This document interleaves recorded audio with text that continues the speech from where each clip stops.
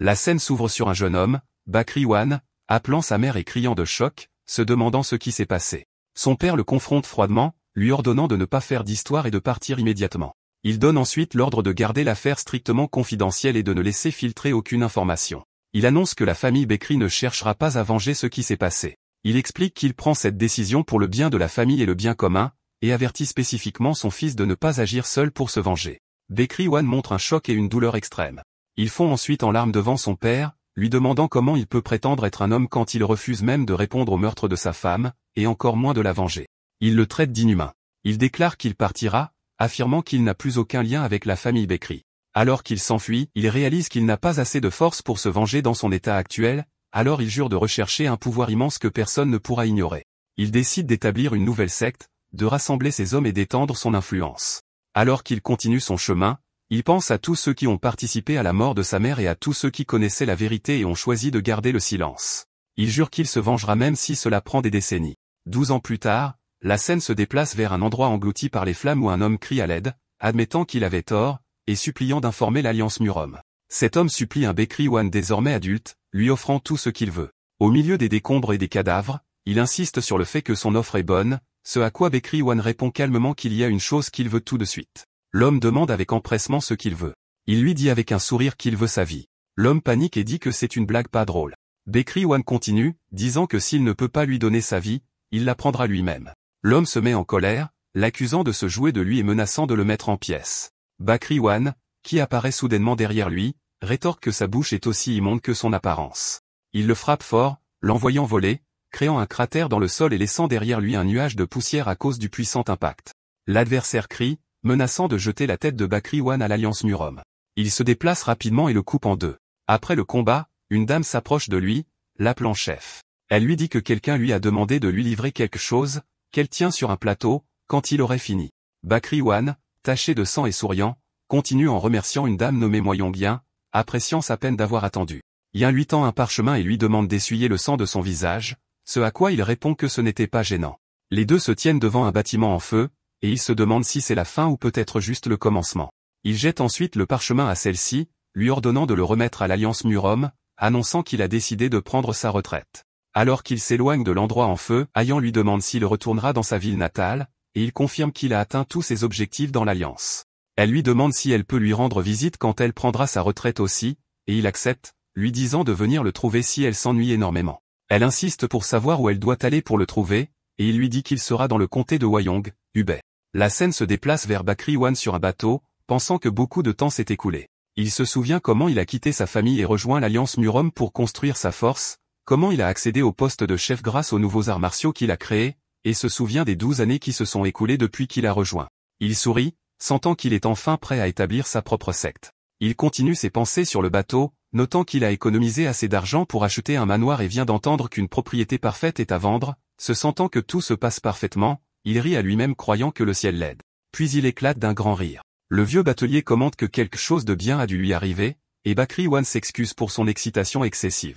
Il explique qu'il est en route pour signer un contrat pour acheter un manoir afin d'établir la secte qu'il a planifiée toute sa vie, et le batelier note qu'il est un jeune chef de secte. Il marmonne pour lui-même que le seul manoir à vendre à proximité est celui hanté, et Bakri-Wan lui demande ce qu'il marmonne. Le batelier écarte cela, lui souhaitant bonne chance dans l'établissement de sa secte. Bakri-Wan le remercie, pensant avec confiance qu'il ne reste plus que le contrat. Se demandant ce qui pourrait mal tourner, il continue de rire. Cependant, à son arrivée, il est accueilli par un choc massif. Il se tient devant un bâtiment complètement délabré et demande à l'homme avec lui nommé Yirang si c'est l'endroit, ce à quoi Yirang répond avec enthousiasme, soulignant à quel point il est spacieux. Il l'attrape avec colère, l'accusant d'essayer de l'arnaquer. Yirang se défend, insistant sur le fait qu'il était difficile d'obtenir cet endroit et lui demande de regarder d'abord autour avant de décider. Alors qu'il visite l'intérieur, Bakri-Wan remarque que l'endroit n'est pas seulement sale, mais il semble qu'il n'a pas été entretenu du tout. Yirang continue d'expliquer, soulignant que la propriété a 45 pièces et 5 terrains d'entraînement, un grand et 4 petits. Il est surpris par les 5 terrains d'entraînement et demande quelle secte était ici, mais Yirang prétend qu'il ne sait pas que le manoir est très vieux et qu'il n'est qu'un courtier qui le vend.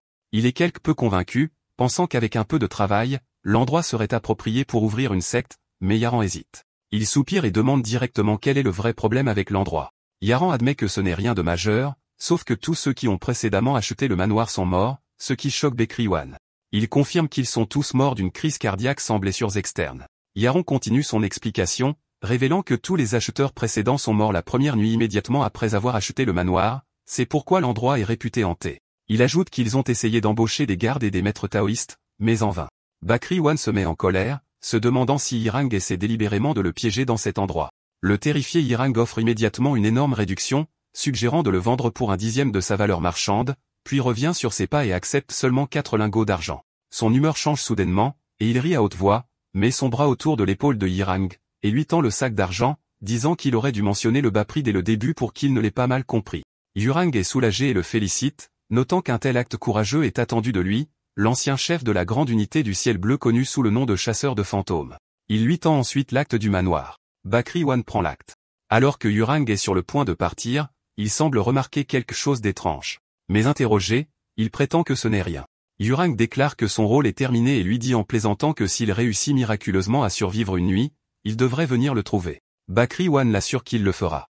Après le départ de Irang, il se tient seul dans la cour délabrée et soupire. Soudain, il brise le silence avec un fort cri de joie, exprimant son bonheur immense d'être enfin propriétaire de son propre manoir. Il court à l'intérieur avec excitation, riant, et dit qu'il ne reste plus qu'à trouver des disciples pour sa nouvelle secte. Il s'arrête soudainement et regarde autour de lui le désordre et la poussière accumulée, réalisant qu'il devrait probablement d'abord nettoyer l'endroit. Il commence immédiatement à travailler, essuyant activement les sols et les couloirs. Il continue de nettoyer, pensant qu'il aura terminé une fois qu'il aura nettoyé le hall principal.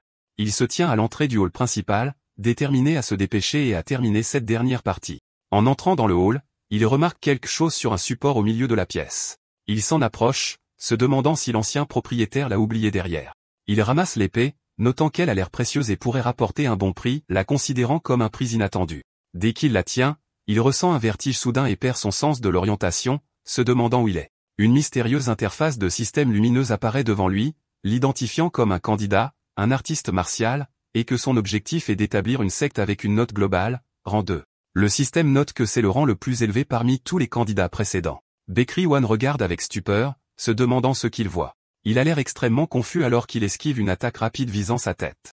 Le système annonce soudainement qu'il ajuste le niveau de difficulté du test. Bakri Wan se souvient immédiatement de l'histoire de Huron sur les anciens propriétaires décédés lors de leur première nuit et se rend compte que ce test est ce qui leur est arrivé. Un étrange appareil apparaît au plafond et le système annonce le début du test. Niveau de difficulté, extrême. Il se retrouve dans un environnement de test lumineux, se prépare à se battre et décide d'accepter le défi et d'affronter ce qui va arriver. Le système annonce que la zone de test est la salle de la force. Il bloque puissamment une attaque et crie avec défi, « Vas-y », déclarant qu'il prouvera à tout le monde qu'il n'est pas une personne ordinaire, mais l'ancien chef de la grande unité du ciel bleu de l'Alliance Murom. Il prend une position de combat et exhorte le test à venir, et le système répond en annonçant l'initialisation du système sectaire. Soudain, tout disparaît et il retourne dans le hall principal, déconcerté et se demandant ce qui s'est passé. Il recule et crie après Huron. Le lendemain matin, Huron apparaît assis dans son bureau, et lorsque Bakri Wan le voit, il le salue calmement et lui demande froidement si quelque chose d'étrange lui est arrivé pendant la nuit. Il entre en trompe dans le bureau de Urang et l'attrape par les vêtements dans un état de colère intense, lui criant au visage pourquoi il ne lui a pas dit quelque chose comme ça, que le système apparaîtrait. Il continue de crier, pointant la fenêtre bleue du système, que lui seul peut voir, disant que cette chose le suit depuis la nuit dernière et demandant ce que c'est. Urang le regarde étrangement, confirmant qu'il ne voit rien, et lui demande s'il s'est cogné la tête la nuit précédente. Il le lâche en grommelant, et Urang en profite pour sourire, offrant sournoisement de reprendre le manoir s'il s'inquiète. Un refuse l'offre, insistant sur le fait qu'il a toujours besoin du manoir et qu'il doit maintenant se préparer pour la cérémonie d'ouverture du sexe, qui nécessite beaucoup de préparation. Il commence à énumérer ses besoins, expliquant qu'il a d'abord besoin d'uniformes, environ 20 ensembles, et demande à Huron s'il a des recommandations de magasins de tissus. Il répond qu'il peut recommander des magasins à proximité, mais l'avertit qu'il ne sera pas facile de conclure des accords pour le moment. Il explique que tout le monde est occupé à essayer de gagner la faveur de la Huangrillon Trading Company, un nom qu'on reconnaît. Yaron confirme qu'il s'agit de la célèbre entreprise qui fournit des tissus à la famille royale depuis des générations. Yaron continue de décrire l'immense influence de la Huangrillon Trading Company, même au sein du monde Murom, où elle traite avec les sexes justes et mauvais au point que même les grands clans la traitent avec prudence. Il sirote ensuite son thé et dit à Wan d'un ton moqueur qu'étant donné son budget, il ne devrait même pas penser aux tissus Huangrillon car ils sont complètement hors de sa portée. Wan admet que ses paroles sont vraies, mais elles font quand même mal. Urang ajoute qu'il pourrait hésiter à traiter avec le propriétaire d'un manoir hanté célèbre de toute façon et lui conseille d'aller voir dans la rue des tissus ordinaires. Pendant ce temps, la fenêtre du système apparaît se plaignant d'être appelé un animal de compagnie fantôme, et un lui ordonne de se taire. Il s'arrête soudainement en réalisant quelque chose. Il n'a signé le contrat pour le manoir qu'hier. Alors, comment la rumeur du manoir hanté s'est-elle répandue si rapidement? Yaron répond froidement avec le proverbe, les mots voyagent plus vite que les pieds. Rohan plisse les yeux, et avec une expression sombre, il se rend compte que Euron lui-même a répandu la rumeur. Euron n'essaie pas de le nier. Un soupir et décide que, dans tous les cas, c'est une promotion gratuite pour sa nouvelle secte. Euron tremble de peur et tente de le justifier en disant que la survie de Rohan est la preuve que l'endroit n'est pas dangereux et que tout va bien. Rohan le confronte et lui crie dessus, l'accusant d'avoir amené le manoir hanté et d'avoir causé ses problèmes. Dans la rue des Tissus, un vendeur répond calmement, lui disant qu'il ne lui vendra pas. Le marchand ferme la porte de la boutique à sa figure, répétant qu'il ne peut rien lui vendre alors qu'un le supplie au moins d'écouter. Le marchand lui jette quelque chose à la figure et lui ordonne de s'éloigner, le traitant d'homme fantôme maudit. Alors qu'il s'éloigne, il entend les gens chuchoter à son sujet, se demandant encore une fois à quelle vitesse les rumeurs se répandent, et essaie de se calmer pour que les gens ne pensent pas que le guérisseur céleste, son surnom, est devenu fou. Soudain, il entend quelqu'un crier à un autre de le laisser partir. Il se tourne pour voir un homme tenant un jeune garçon, Seowu, qui s'accroche à lui. Le garçon criant que l'homme a promis de guérir sa sœur. Un vieil homme, un aîné, court vers eux, appelant le garçon, Seowu. Le garçon explique à l'aîné que ses guerriers l'ont trompé, ont pris son argent et n'ont pas soigné sa sœur. L'homme se met en colère et frappe violemment Seowu au visage, criant que sa sœur est désespérée et que même les médecins l'ont abandonnée, tandis que l'aîné crie le nom du garçon battu. Le vieil homme intervient, remarquant la tenue des hommes, et les reconnaît comme membres de la secte Baekhyom, demandant comment ils peuvent intimider un enfant comme ça. Le membre le plus haut gradé du groupe ordonne à son subordonné de régler la question discrètement et de s'assurer que la nouvelle n'atteint pas le chef de la secte. Le subordonné, un homme immense, sourit, fait craquer ses doigts et dit à l'aîné et au garçon qu'ils auraient dû être polis, mais maintenant ils l'ont forcé à se salir les mains à nouveau. L'homme immense sourit moqueusement. Avant qu'il ne puisse bouger, il reçoit un puissant coup de pied au visage de Bekriwan. L'homme tombe au sol inconscient, et le membre le plus haut gradé de la secte Bekrim est stupéfait, criant et exigeant de connaître l'identité de l'attaquant. Un se tient calmement, regarde vers l'aîné et le garçon, puis répond à l'homme que son nom n'est peut-être pas encore célèbre, mais qu'il est poli de répondre quand on le demande. Il se présente avec confiance, annonçant qu'il est Bakriwan, chef de la secte du bonheur céleste. Le membre supérieur de la secte Bakriwan crie avec colère, se demandant comment une secte inconnue aussi s'immiscer dans les affaires de la secte Bakriwan. L'homme âgé se précipite pour attaquer. Bakriwan contre-attaque avec une attaque rapide et puissante, visant sa main. Il se tient au-dessus de ses adversaires tombés, commentant froidement que juger les gens en fonction du nom de leur sexe n'est pas une bonne habitude. Il ajoute qu'il est particulièrement mauvais de le faire lorsqu'ils ne connaissent même pas les compétences de leur adversaire. Un autre homme se met en colère et lance une attaque, criant des menaces et demandant si on ose s'opposer à la secte Bekhem et demande s'il réalise même ce que cela signifie. Bekriwan esquive habilement l'attaque et assène un contre-coup de poing à son visage, répondant simplement qu'il n'en a aucune idée. Après l'avoir renversé, le chef d'escouade semble réaliser quelque chose, marmonnant et se demandant si l'ancien grand maître du ciel bleu de l'Alliance Murom est celui qui a acheté le manoir hanté. Un met sa main sur son visage avec agacement alors que l'homme stupéfait demande si c'est lui.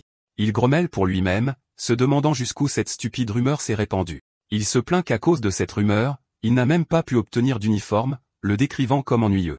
Il se tourne ensuite vers le membre de Beckham en exigeant qu'il cesse de bavarder dans son dos et qu'il l'affronte plutôt dans un combat. L'homme considère cela comme un défi public à la secte Beckham, saute dans les airs pour l'attaquer et jure qu'il regrettera son arrogance. Un combat acharné éclate entre les deux, le sol se brisant sous la force de leur affrontement. Bakriwan esquive les attaques rapides de son adversaire. Une autre personne essaie de se faufiler derrière lui. Un bloque leur coup avant de porter des coups de grâce. Les membres de la secte Beckham tombent au sol, vaincus. Alors que l'homme gît au sol sous le choc, un lui dit que s'il voulait un défi, il en a eu un. Il saisit la grande épée qu'il a trouvée dans le manoir, ses yeux brillent, et invite l'homme à venir le trouver à la secte du bonheur céleste à tout moment s'il veut se battre. Il suggère qu'il parte tranquillement à moins qu'il ne veuille voir quelque chose de pire. Les membres de la secte Baekhyom fuient, jurant de se venger.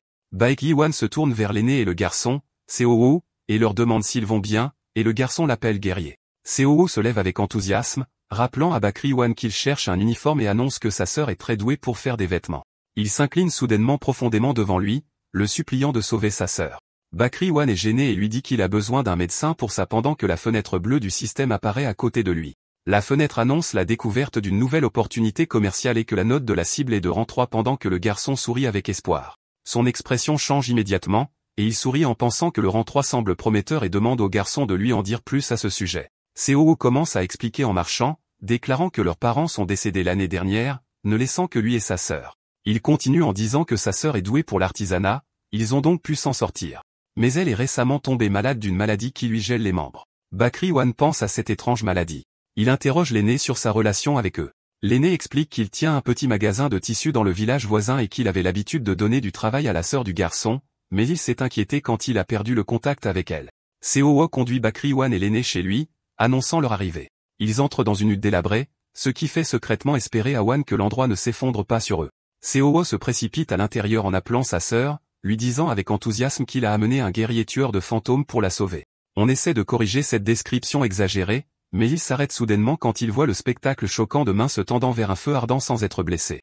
Une fille apparaît assise calmement devant le feu et demande aux nouveaux venus qui ils sont. Il remarque avec étonnement que la fille, Soa, place ses membres directement dans le feu sans être blessée et se rend compte que son état est bien pire qu'il ne l'avait imaginé. Le système l'informe que le feu et l'énergie froide dans ses membres s'équilibrent.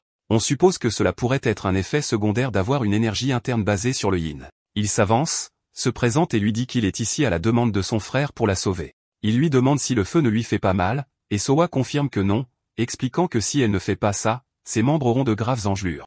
L'aîné exprime son inquiétude et lui demande pourquoi elle a coupé le contact avec eux, et elle s'excuse, soulignant que son corps est entré dans cet état étrange. Bakri One demande la permission de vérifier son pouls un instant pour confirmer ses soupçons. Elle accepte et lui demande de se dépêcher. Lors de la vérification, le système l'avertit qu'il absorbe un excès d'énergie yin et que cette situation est dangereuse. Il lui ordonne de se taire, ce qui étonne Sohua qui ne voit rien. Le système confirme qu'un excès d'énergie yin a envahi son corps. Il annonce qu'il comprend et diagnostique son état comme une constitution yin extrême, une condition rare qui amène son corps à recueillir continuellement de l'énergie yin de l'environnement et à la stocker. Il mentionne que la reine de l'épée, la maîtresse du pavillon de l'épée et l'une des 10 célestes, possède ce même trait. Sohua commente qu'elle ne la connaît pas, mais elle a l'air d'être une personne incroyable. On explique que cette constitution est une bénédiction pour les artistes martiaux, mais dans son cas, elle a absorbé trop de yin et manque cruellement d'énergie yang pour l'équilibrer. Il livre ensuite la nouvelle choquante. Si cela continue, elle mourra dans les 3 mois, ce qu'elle a probablement ressenti elle-même. Elle confirme tristement qu'elle s'y attendait et demande s'il existe un remède, tandis que Seo explose de colère, l'accusant d'être un fraudeur comme les autres. On assure à l'aîné que le simple fait de fournir de la nourriture ne suffira pas et ne fera qu'aggraver les choses. Alors qu'il pense que la clé est de trouver un moyen stable de restaurer l'énergie yang, le système lui offre une solution. Terminer la quête d'essence pour obtenir une essence qui peut être utilisée pour augmenter le taux de récupération des membres de la secte. La fenêtre explique que la guérison mineure, qui coûte 50 essences, augmente la récupération de la santé et de l'énergie interne. Puis une nouvelle quête de défi apparaît. Sécuriser le premier disciple avec une récompense de 50 essences. On réalise l'opportunité qui s'offre à lui où il peut guérir Sohua et gagner un disciple en même temps, faisant d'une pierre 2 coups. Il se tourne vers eux avec enthousiasme et annonce qu'il a peut-être trouvé un moyen. Il s'adresse ensuite directement à Sohua et lui propose de devenir son disciple dans la secte du bonheur céleste. Sohua montre son choc face à cette offre soudaine et lui demande ce qu'il entend en lui demandant de devenir son disciple. Il lui demande simplement de lui faire confiance cette fois. Elle exprime son hésitation, expliquant qu'elle n'a jamais appris les arts martiaux auparavant et que la demande est soudaine. Elle se souvient de la façon dont les artistes martiaux parlent de droiture et d'honneur, mais elle croit sincèrement qu'ils ne se soucient que de leurs propres intérêts. Elle se souvient de la façon dont ils font semblant d'aider, mais à la fin, ils ne pensent qu'à eux-mêmes et de la façon dont ses parents sont morts pris dans l'une de leurs batailles. Elle craint que cet homme ne soit comme eux, faisant semblant de l'aider puis l'abandonnant, et elle se demande pourquoi il veut qu'elle devienne l'un des artistes martiaux qu'elle méprise. Elle remarque soudainement la main de Bakri One, qui a été gelée par le contact avec son énergie yin lorsqu'il a vérifié son pouls. Il tend la main vers elle, souriant, et lui dit que ce n'est pas un problème pour lui tant que c'est le moyen de la guérir. Elle est stupéfaite par sa réaction et se demande si cet homme est différent des autres. Elle soupire, décidant qu'elle n'a pas d'autre choix, et que si c'est le moyen de guérir son corps, elle lui fera confiance une dernière fois et accepte sa demande. Au moment où Sohua accepte, le système, que seul un peut voir, annonce l'achèvement de la quête de défi, sécuriser le premier disciple, et qu'il a gagné 50 essences. Il détecte également les engelures sur sa main. Immédiatement, il utilise l'essence pour activer la guérison mineure. Sohua est enveloppé d'un halo de lumière et se sent surprise et chaleureuse se répandre dans ses mains. On sourit, réalisant que le système fonctionne, tandis que le système annonce l'adaptation de la guérison et la concentration d'énergie, son flux d'énergie interne augmente. Il ressent également l'effet de guérison, remarquant que sa propre énergie yang, qui a été endommagée par le froid, commence à revenir. Le système confirme que l'énergie yang des membres de la secte, One, se rétablit. Sohua regarde ses membres avec incrédulité, annonçant que ses mains et ses pieds sont complètement guéris. Seo se précipite pour embrasser sa sœur, tandis que le vieil aîné demande avec étonnement à Bakri One s'il a utilisé la guérison d'énergie interne, à laquelle il donne une réponse vague que c'était quelque chose comme ça. Soudain, l'aîné laisse échapper un grand rire. Il parle, exprimant sa grande admiration et dit que ce qu'il a vu était une scène magnifique et que Wan est exactement le genre d'homme qu'il aime, ajoutant qu'il comprend maintenant pourquoi le chef de l'Alliance Murom l'apprécie tellement. Rohan est surpris, se demandant comment cet aîné connaît le chef de l'Alliance. L'aîné se rend compte qu'il a oublié de se présenter correctement et révèle sa véritable identité. Il est Chaon Gam-yeong, le maître de la Huangrillon Trading Company, également connu sous le nom de maître Huangrillon. Pendant ce temps, au quartier général de la secte Baekhyom, la secte de l'épée blanche, le chef réprimande ces hommes qui ont été vaincus par Wan, leur demandant comment ils ont permis à une secte nouvellement formée de les humilier de la sorte.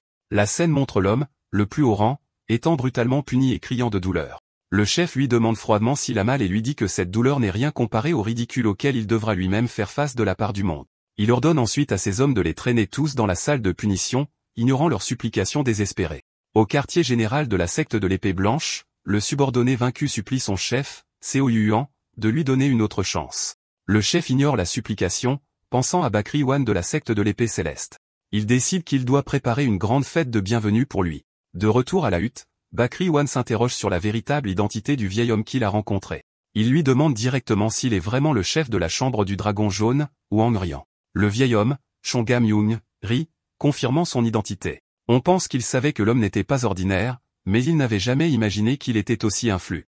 Soa essaie de s'excuser auprès de Gam-yeong de ne pas avoir réalisé son statut, mais il la rassure doucement en lui disant qu'il n'y a pas de quoi s'excuser. Il tourne ensuite son attention vers Bakri Wan et lui propose de rejoindre la chambre du dragon jaune. Il promet de fournir tout le soutien dont il a besoin.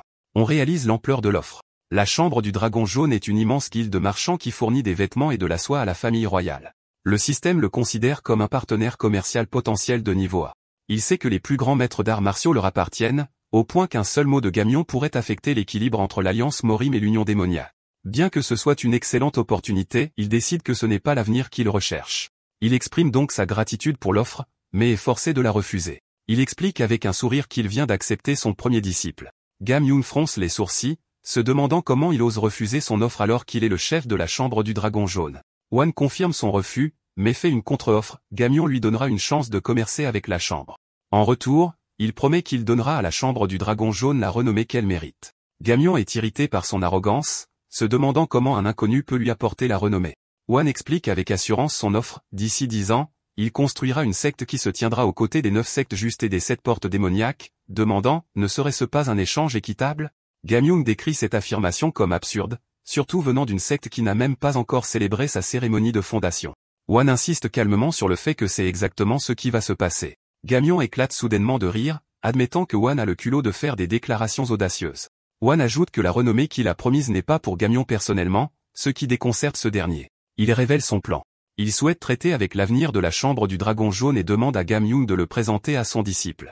Après un moment de réflexion, Gam-yeong accepte. Il lui dit qu'il enverra bientôt son disciple à sa secte et que la décision de commercer reviendra au disciple lui-même. Mais Gam-yeong l'avertit que si sa secte montre le moindre signe de déception, il en paiera le prix. Wan répond avec assurance qu'il n'y a pas lieu de s'inquiéter. Gam-yeong déclare que l'affaire est réglée.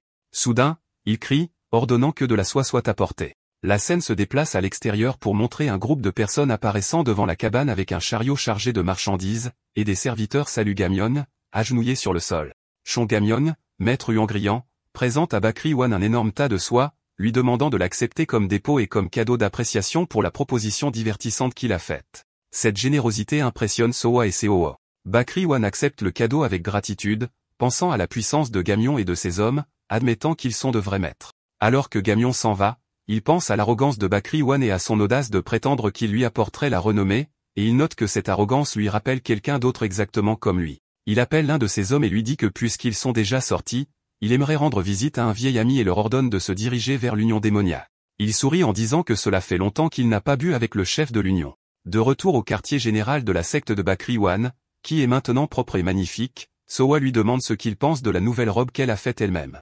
Il répond avec enthousiasme qu'il adore la robe et qu'elle est parfaite. Il apparaît vêtu d'une magnifique robe, et le système affiche un message indiquant qu'il s'agit d'une robe de soie céleste qui a augmenté sa dignité et son charme. Soa exprime sa joie qu'il aime la robe et s'excuse, disant que c'est la première fois qu'elle travaille avec une soie aussi fine. Wan commente le confort qu'il ressent en se déplaçant dans la nouvelle robe, tandis que Seo les regarde avec admiration. Soudain, une fenêtre système apparaît devant lui, annonçant qu'il a créé un vêtement d'une qualité exceptionnelle et lui demandant de choisir sa récompense. Il voit une fenêtre de récompense offrant, technique de guérison avancée, élixir de talent supérieur, ou débloquer un trait unique. Tout en pensant que la technique et l'élixir sonnent bien, il décide de choisir d'abord de débloquer un trait unique. Le système annonce qu'il peut maintenant débloquer les traits de son disciple. Une fenêtre apparaît affichant les informations de Sohua, 17 ans, la décrivant comme étant né avec un corps yin extrême et ayant un potentiel exceptionnel en tant qu'artiste martial, mais manquant d'endurance en raison de l'inactivité. Le système affiche les traits disponibles, diligence, épreuve et responsabilité. Cependant, un avertissement apparaît indiquant que l'énergie interne du disciple est insuffisante et que le déblocage des traits est actuellement impossible. Wan se demande avec colère pourquoi il ne peut en choisir aucun. Le système explique que le disciple doit grandir et passer au niveau supérieur avant que les traits puissent être débloqués. Wan décrit cela comme injuste. Il décide qu'il n'a pas d'autre choix que d'aider Sohua à grandir afin qu'il puisse débloquer ses traits. Il se tourne vers elle et annonce qu'il est temps de commencer un entraînement approprié. Sohua se sent nerveuse, se demandant si elle sera bonne en arts martiaux, et craint de faire des erreurs. Elle se souvient de ce qu'il lui a dit plus tôt, quand il a dit que tout irait bien et qu'il pouvait la réparer et l'aider à changer. Elle rassemble son courage, décide de lui faire confiance et lui demande avec impatience quelle est la première technique qu'elle va apprendre. Il lui dit que son premier entraînement est la position du cheval, également connue sous le nom de position du cavalier. Elle est visiblement déçue car elle s'attendait à quelque chose de plus impressionnant. Il lui explique qu'il s'agit du meilleur exercice de base pour développer sa faible endurance et lui dit de se concentrer pour l'instant sur le renforcement de son corps. Elle lui demande combien de temps elle doit maintenir la position. Il sourit et lui dit que l'objectif est d'environ 1 heure, puis lui crie de commencer. Elle a l'air déterminée mais hésitante. Elle exprime ses doutes, disant qu'elle n'a jamais rien fait de tel auparavant, et demande si elle peut vraiment apprendre les arts martiaux. Il la rassure, lui rappelant qu'elle a un corps yin extrême.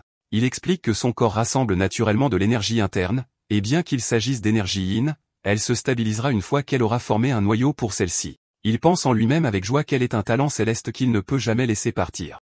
Yiran arrive en courant vers lui en état de panique et lui tend une lettre scellée, lui disant qu'elle vient de la secte de l'épée blanche. Yiran demande avec inquiétude si Rohan connaît leur chef. Il reçoit la lettre, réalisant qu'il s'agit des hommes qu'il a vaincus la veille, tandis que Seo continue de les maudire et de les traiter de scélérats. En lisant la lettre, il découvre qu'il s'agit d'une invitation adressée à la secte de l'épée céleste, sa nouvelle secte, à participer à un tournoi d'arts martiaux. Yirang explique que la secte de l'épée blanche est la force dominante dans la région, et leur chef est célèbre pour son mauvais caractère et sa réputation de démantèlement des sectes faibles sous le couvert de duels amicaux. Il trouve étrange qu'un chef de cette stature cible une secte déshonorable comme la leur. Wan est agacé par cette insulte et demande s'il a l'intention d'insulter sa secte, et Yiran revient rapidement sur ses pas, insistant sur le fait qu'il s'agissait d'un malentendu. Bakri Wan sourit, comprenant que le but du chef est d'humilier une secte montante et trouve cela amusant. Il déclare que c'est une occasion parfaite de faire connaître le nom de sa secte. Sa disciple Sohua exprime son inquiétude, soulignant qu'ils ne sont que 2 et qu'elle pourrait le retenir. Il la surprend en lui disant que c'est elle qui participera au tournoi et toute seule. Après avoir assimilé les mots, elle crie de terreur qu'elle va se battre seule. Plus tard dans la nuit, Sohua gît épuisée sur le sol se plaignant que son endurance a diminué et se demandant pourquoi elle est forcée de pratiquer excessivement la position du cheval. Elle n'a pas pratiqué avec une épée de toute la journée et n'a appris que les mouvements de coupe de base que font les enfants. Son anxiété grandit car le tournoi aura lieu dans moins de 2 semaines. Elle se demande sérieusement à quoi pense son chef de secte. Elle se souvient de la façon dont il l'a rassurée avec un sourire et lui a dit de ne pas s'inquiéter, alors elle décide de se lever immédiatement pour aller le lui demander. Elle le trouve éveillé dans sa chambre, cousant un vêtement et marmonnant pour lui-même que c'est plus difficile qu'il ne le pensait. Elle remarque qu'il se parle à lui-même à nouveau. Au même moment, le système l'alerte que le saignement de la 23e blessure qu'il s'est infligée a commencé, et il lui dit avec colère de se taire. Elle se tient devant la porte et le regarde. Il se dit qu'il s'attend à ce que Sohua commence bientôt à douter de l'entraînement à la posture du cheval, et qu'il doit se dépêcher de terminer ses robes d'entraînement avant qu'elle ne vienne le voir. Il tient la robe finie en espérant qu'elle lui plaira. Elle est touchée par ce qu'il fait pour elle et retourne silencieusement dans sa chambre. Soudain, le système annonce que le trait de responsabilité de Sohua est sur le point d'éclore. Il est surpris par cette notification soudaine. Le jour du tournoi organisé par la secte de l'épée blanche arrive. À la table d'inscription, des officiels se plaignent, se demandant pourquoi le match amical est soudainement devenu un tournoi, et l'un d'eux souligne que la rumeur selon laquelle leurs hommes ont été vaincus par la secte du bonheur céleste s'est déjà répandue. Il réalise que le chef prévoit d'utiliser le tournoi pour faire un exemple devant les autres sectes et pour montrer les conséquences de la contestation de la secte de l'épée blanche. L'un des officiels sourit moqueusement, disant que ces étrangers se sont trompés de combat, puis lève les yeux avec surprise. Il voit Bakri Wan et Sohua debout devant lui. Elle lui demande calmement où signer. L'officiel stupéfait lui répond. Pendant qu'elle signe, il la regarde et pense, se demandant si cette secte recrute ses membres en fonction de leur apparence, commentant qu'elle est si mignonne. L'officiel au bureau d'inscription fait un commentaire sarcastique sur ses vêtements, ce qui met Rohan en colère. Plus tard, au quartier général de la secte, Baekrywan demande à sa disciple son opinion sur la nouvelle robe. Et bien qu'il admette que sa couture n'est pas parfaite, elle exprime son immense bonheur avec elle. Dans l'arène du tournoi, le chef de la secte de l'épée blanche, Seo Yuan, annonce le début du tournoi de duel à l'épée blanche, expliquant que son but est de favoriser l'amitié entre les sectes vertueuses. Il ajoute que c'est aussi un événement pour les nouvelles pousses qui dirigeront l'avenir, c'est pourquoi il a révélé un petit cadeau. Le cadeau est une pilule de moindre clarté, ce qui étonne les participants.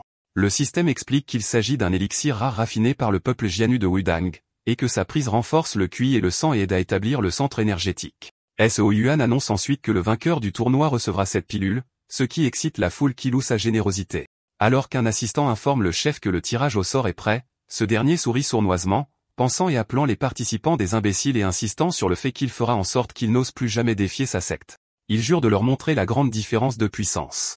Les événements se déplacent vers la zone 3 du tournoi, le tour préliminaire, où Soa se tient nerveusement, se demandant si elle peut bien performer. Baekrywan la rassure, lui demandant de se souvenir de son entraînement, ce à quoi elle répond avec inquiétude que tout ce qu'elle a fait était la posture du cheval.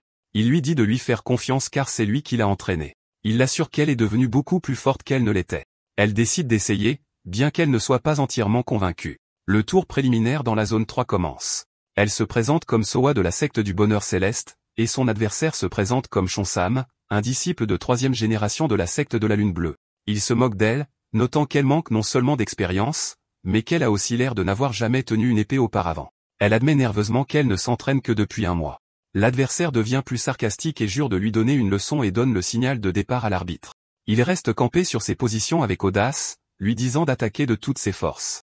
Mais en un seul instant, elle s'approche de lui et lui assène un coup de massue, l'envoyant au sol au milieu de l'étonnement du public. Et les arbitres qui n'arrivent pas à croire que le match s'est décidé d'un seul coup, Baekrywan sourit, lui rappelant qu'il lui a demandé de lui faire confiance. L'arbitre stupéfait annonce la victoire de Soa de la secte du bonheur céleste. Baekrywan réfléchit à sa stratégie, s'expliquant que pendant les 2 dernières semaines, il lui a enseigné l'état d'esprit d'un artiste martial. Il explique que frapper un adversaire de toutes ses forces est difficile pour les débutants qui ont peur de blesser leurs adversaires. Il conclut sa pensée que Soa, contrairement à eux, peut utiliser toute sa puissance. Elle court avec excitation vers son chef, annonçant qu'elle a gagné. Il la regarde, pensant qu'elle devrait passer les tours principaux sans problème. Il décide qu'il n'a plus besoin de s'inquiéter pour elle et qu'il devrait maintenant se promener pour voir s'il y a d'autres participants intéressants. L'arbitre annonce le prochain match pour Jin Guang de la secte de l'épée blanche, ce qui attire son attention.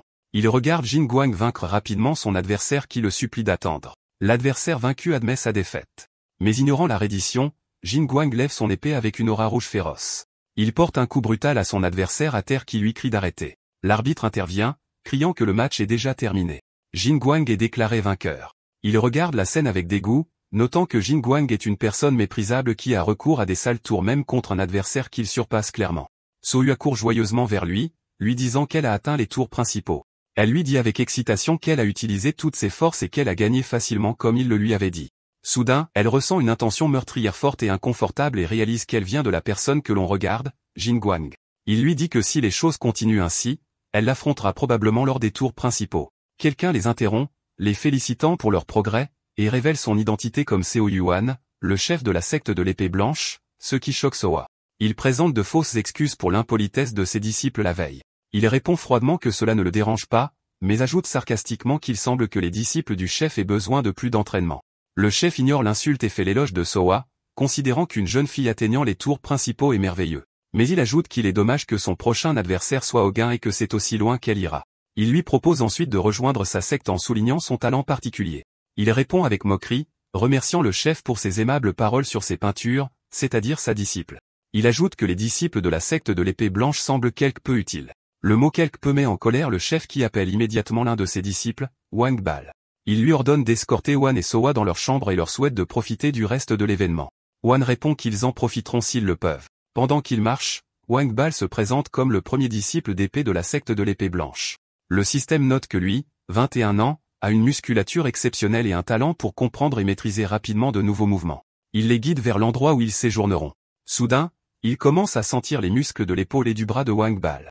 Il sourit et le félicite pour sa grande taille et sa carrure, ce qui fait rougir Wang Bal alors qu'il le remercie maladroitement. Il ouvre rapidement la porte de la chambre d'amis et leur demande de se reposer, puis part. Sowa le remercie, puis se tourne vers Rohan pour lui demander son opinion sur son prochain adversaire, mais il lui demande plutôt son opinion. Il continue à lui parler, lui disant avec un sourire qu'il considère ce camarade, Wang Bal, comme un frère cadet pour elle, ce qui la choque grandement avec cette déclaration soudaine. La scène revient sur le passé où le chef de la secte de l'épée blanche, Seo Yuan, interroge un jeune homme en lui demandant son nom, et le jeune homme confirme que son nom est Wang Bal. Le chef est impressionné par son physique fort et ses excellents muscles pour son âge et lui dit qu'il a du talent et qu'il deviendra un disciple de la secte de l'épée blanche. Wang Bal le remercie avec beaucoup d'enthousiasme. Plus tard, lors d'un duel d'entraînement, il est facilement vaincu par un autre disciple nommé Jin Guang. Un spectateur commente à quel point il est incroyable que Jin Guang ait vaincu un disciple de 3 ans son aîné. Wang Bal, allongé sur le sol, essaie d'expliquer à Jin Guang qu'il s'agissait juste d'un entraînement et qu'il n'y avait pas besoin d'une telle sévérité. Le chef détourne le visage, déclarant qu'il s'était trompé au sujet de Wang Bal. Le jeune homme regarde sous le choc, tandis que le chef déclare qu'il n'était rien d'autre qu'une coquille vide avec une bonne carrure. Il lui ordonne froidement de passer le reste de sa vie à nettoyer après ses jeunes collègues. Le flashback se termine, et Wang Bal se réveille en sursaut de ce cauchemar. Il est surpris de trouver Jin Guang dans sa chambre, qui lui dit qu'il est réveillé. Il explique qu'il est venu s'échauffer avant le tournoi. Wang Bal essaie de s'excuser, affirmant qu'il ne se sent pas bien. Jin Guang se moque de son excuse et insiste sur le fait qu'il a besoin de lui maintenant. Il ajoute d'un ton moqueur qu'en tant qu'homme dont le seul atout est son physique, il devrait au moins se rendre utile dans des moments comme ceux-ci. Wang Bal accepte à contre-cœur. Il lui dit de se dépêcher. Il ne fait qu'un léger échauffement et s'en va, laissant Wang Bal dans un état de désespoir. De retour à l'arène du tournoi, l'arbitre annonce le début du match de demi-finale. On se souvient de Bakri Wan expliquant à Sowa que son prochain adversaire est Ogiem, et son style est l'épée fantôme. Il lui explique que ce style est plein de variations et qu'il est difficile à prévoir, mais qu'il laisse d'énormes ouvertures s'il n'est pas exécuté avec précision. Quand elle lui demande ce qu'elle doit faire, il suggère qu'elle essaie de ne pas se laisser tromper. Il lui dit qu'elle n'a pas tort, mais pour elle, il existe un moyen beaucoup plus simple et lui demande de faire cela, quelque chose de spécifique qui n'a pas été révélé, et lui garantit la victoire si elle lui fait confiance. Elle accepte avec empressement. Dans le présent, Yuron rejoint Bakri Wan en exprimant son étonnement de voir Sowa atteindre les demi-finales. Il le félicite pour cette réalisation en seulement un mois. Won sourit avec assurance et lui dit qu'il acceptera les félicitations après qu'elle aura remporté la finale demain, ce qui choque Y-Ran qui lui demande s'il est sérieux. Sur le ring, Ojom s'adresse à Sowa, lui disant qu'il lui reconnaît le mérite d'être arrivé jusqu'ici, mais que sa chance s'arrête là. Il lui dit avec un sourire arrogant que tout le monde ici s'attend à sa défaite. Elle répond avec un sourire confiant, lui disant qu'il a tort car au moins son chef de secte a dit qu'elle gagnerait. Ojom se moque de sa confiance, disant « tel maître, tel disciple », et les traite tous les deux de fous. L'arbitre annonce le début du duel, et Sowa se précipite vers son adversaire, déclarant qu'elle gagnera le match d'aujourd'hui. Le match de demi-finale commence entre Sowa et son adversaire, Ogiom, l'utilisateur de l'épée fantôme. Yirang, le courtier, commente que les fondamentaux du disciple de la secte de l'épée blanche semblent être d'un niveau différent. Ogiom lance une attaque trompeuse en utilisant sa technique, se moquant d'elle et lui demandant si elle va abandonner si rapidement. Elle se souvient des instructions de son chef, Bakri Wan, selon lesquelles si elle ne peut pas distinguer une attaque réelle d'une attaque fantôme, elle doit défendre sa ligne centrale. Elle prend une position défensive, mais l'attaque d'OGM parvient à percer sa défense et à la repousser. Il exprime sa surprise qu'elle ait réussi à bloquer le coup, admet qu'il l'a sous-estimé, puis se prépare à attaquer sérieusement en utilisant son énergie. Il lance une attaque d'épée fantôme plus complexe, l'attaquant sous plusieurs angles à la fois. La scène revient sur les instructions de Bakri Wan, où il lui expliquait que les utilisateurs de l'épée fantôme sont relativement faibles au combat direct et essaient de maintenir leur distance. Il lui a assuré que tant que son arme peut l'atteindre, elle peut gagner. Dans le présent, Ogiom se moque d'elle, et elle répond qu'elle ne fait que commencer. Elle ignore les illusions et se précipite directement vers lui, exécutant la stratégie de son chef. Il continue ses attaques fantômes et se moque de ses mouvements très évidents alors qu'il porte un coup réel. Elle esquive les coups, mais est touchée par une puissante contre-attaque. Bakri Wan regarde sérieusement tandis que Yurang a l'air choqué. Elle tombe au sol, et Ogin déclare sa victoire. Elle s'agenouille sur le sol, haletant d'épuisement. Il lui dit froidement qu'il espérait plus, mais il semble que ce soit tout ce qu'elle a. Elle se relève difficilement et crie que ce n'est pas encore fini. Il se moque d'elle, se demandant ce qu'elle peut faire alors qu'elle peut à peine se tenir debout. Soudain, il est surpris de la voir se précipiter vers lui avec détermination. Il devient nerveux et trouve cela ridicule.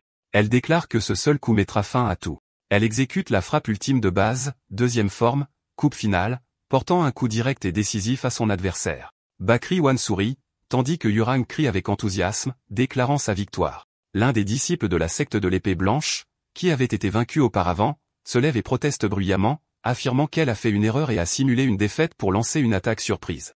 L'un qualifie cette affirmation d'entêtement, mais le disciple crie avec colère, se demandant comment leur disciple pourrait perdre contre une fille comme elle sans tricher. Bakri One demande d'une voix froide si la secte de l'épée blanche manque toujours d'étiquette, permettant à un simple disciple de se disputer avec le maître d'une autre secte. Le disciple terrifié recule, essayant de s'excuser. Le chef de la secte de l'épée blanche, Seo Yuan, intervient pour présenter des excuses officielles pour l'impolitesse de son disciple, ce que Bakri Yuan accepte. Cependant, le chef laisse entendre son mécontentement, considérant qu'il est regrettable que Yuan ait arbitrairement déclaré la défaite de son disciple. Mais au final, il concède la perte de sa secte dans ce match. Le résultat est officiellement annoncé comme la victoire de Soa, et la foule s'agite d'étonnement, se demandant comment une fille qui s'entraîne depuis seulement un mois pourrait vaincre un disciple de la secte de l'épée blanche. Elle fait signe avec enthousiasme à Ruan, criant qu'elle a gagné, et il la félicite doucement, mentionnant en plaisantant que Yirang paiera le dîner ce soir. Depuis la foule, Wang Ba regarde Soa sur la scène, l'air nerveux et le cœur battant. Plus tard, Seo Yuan ordonne secrètement à Wang Ba de mettre du poison dans le repas de Soa, en particulier un agent paralysant suffisamment fort pour ralentir ses mouvements lors du match de demain. Il ajoute qu'une simple défaite ne suffit pas et lui ordonne d'informer Jin Guang, le disciple violent, de lui briser les membres et de la paralyser. Wang Bo le refuse, insistant sur le fait qu'il ne peut pas faire une chose pareille et reçoit une gifle violente au visage de son chef. Il le traite de fou, disant que s'il manque de talent, il devrait au moins avoir de la ruse.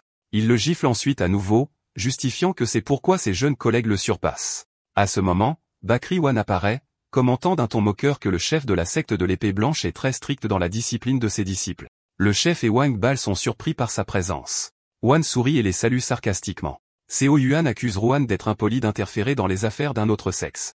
Il ignore l'accusation et dit que quelles que soient les circonstances, le chef est trop dur avec Wang Bal. Le chef répond qu'il est de son devoir de guider ses disciples et dit à Ruan de s'occuper de ses propres affaires, mais il répond qu'il est ici en affaire avec lui. Quand il l'interroge sur cette affaire, Wan exige qu'il remette Wang Bal à la secte du bonheur céleste. Wang Bal est choqué par cette demande soudaine. Se pointant du doigt avec incrédulité, Wan explique avec un sourire qu'en se basant sur ce qu'il voit, ses méthodes sexuelles conviendraient bien mieux à Wang Bal qu'à la secte de l'épée blanche. Seo Yuan se met en colère, supposant que Wang Bal s'est rapproché de Wan et que c'est pourquoi il a refusé ses ordres précédents d'empoisonner Sohua. Wang Bal essaie frénétiquement de le nier. Le chef sourit sournoisement et annonce qu'il accepte l'offre de Ruan, mais il ajoute qu'il serait dommage d'abandonner un disciple qu'il chérit si facilement et suggère un simple pari. Pendant ce temps, Sohua ressent un frisson soudain, se demandant où est passé son chef, tandis que le chef pense qu'elle est trop talentueuse pour être laissée à pourrir dans une petite secte. Il suggère que la secte gagnante du tournoi prenne un disciple de la secte perdante, ce qui horrifie Wang Bal. Il ajoute qu'il ne fait cette offre que parce que c'est dommage de perdre Wang Bal, et Ruan accepte immédiatement. Wang Bal essaie de convaincre Ruan de faire marche arrière, considérant que la blague est allée trop loin. Coyo Ruan l'ignore, disant qu'il attend avec impatience le résultat et part en pensant que le seul disciple de Ruan est sur le point de disparaître. Après leur départ, Ruan arrête Wang Bal, choqué, et lui demande pourquoi il pense qu'il l'a choisi. Il lui dit qu'il ne fait pas de promesses en l'air et lui demande d'y réfléchir attentivement. Wang Bal demande en panique si Dame Sohua est au courant de ce pari. Bakri Ruan continue de lui parler, lui disant avec un sourire que Sohua serait heureuse d'avoir un disciple junior et que c'est dommage de laisser un talent comme lui pourrir dans la secte de l'épée blanche. Il confirme ensuite joyeusement que tout ce qu'il a à faire maintenant est de gagner le pari. Il se tourne vers Sohua et lui dit qu'il ne veut pas lui mettre la pression, mais il lui demande directement si elle peut gagner ce tournoi. Elle répond qu'elle fera de son mieux, bien sûr, mais lui rappelle que c'est lui qui lui a dit que les chances étaient de 50-50. Il confirme cela, mais ajoute qu'il sait qu'elle peut le faire. Il lui sourit avec confiance et lui dit qu'il croit en elle. Sa détermination se renforce, et elle répond avec enthousiasme qu'elle gagnera.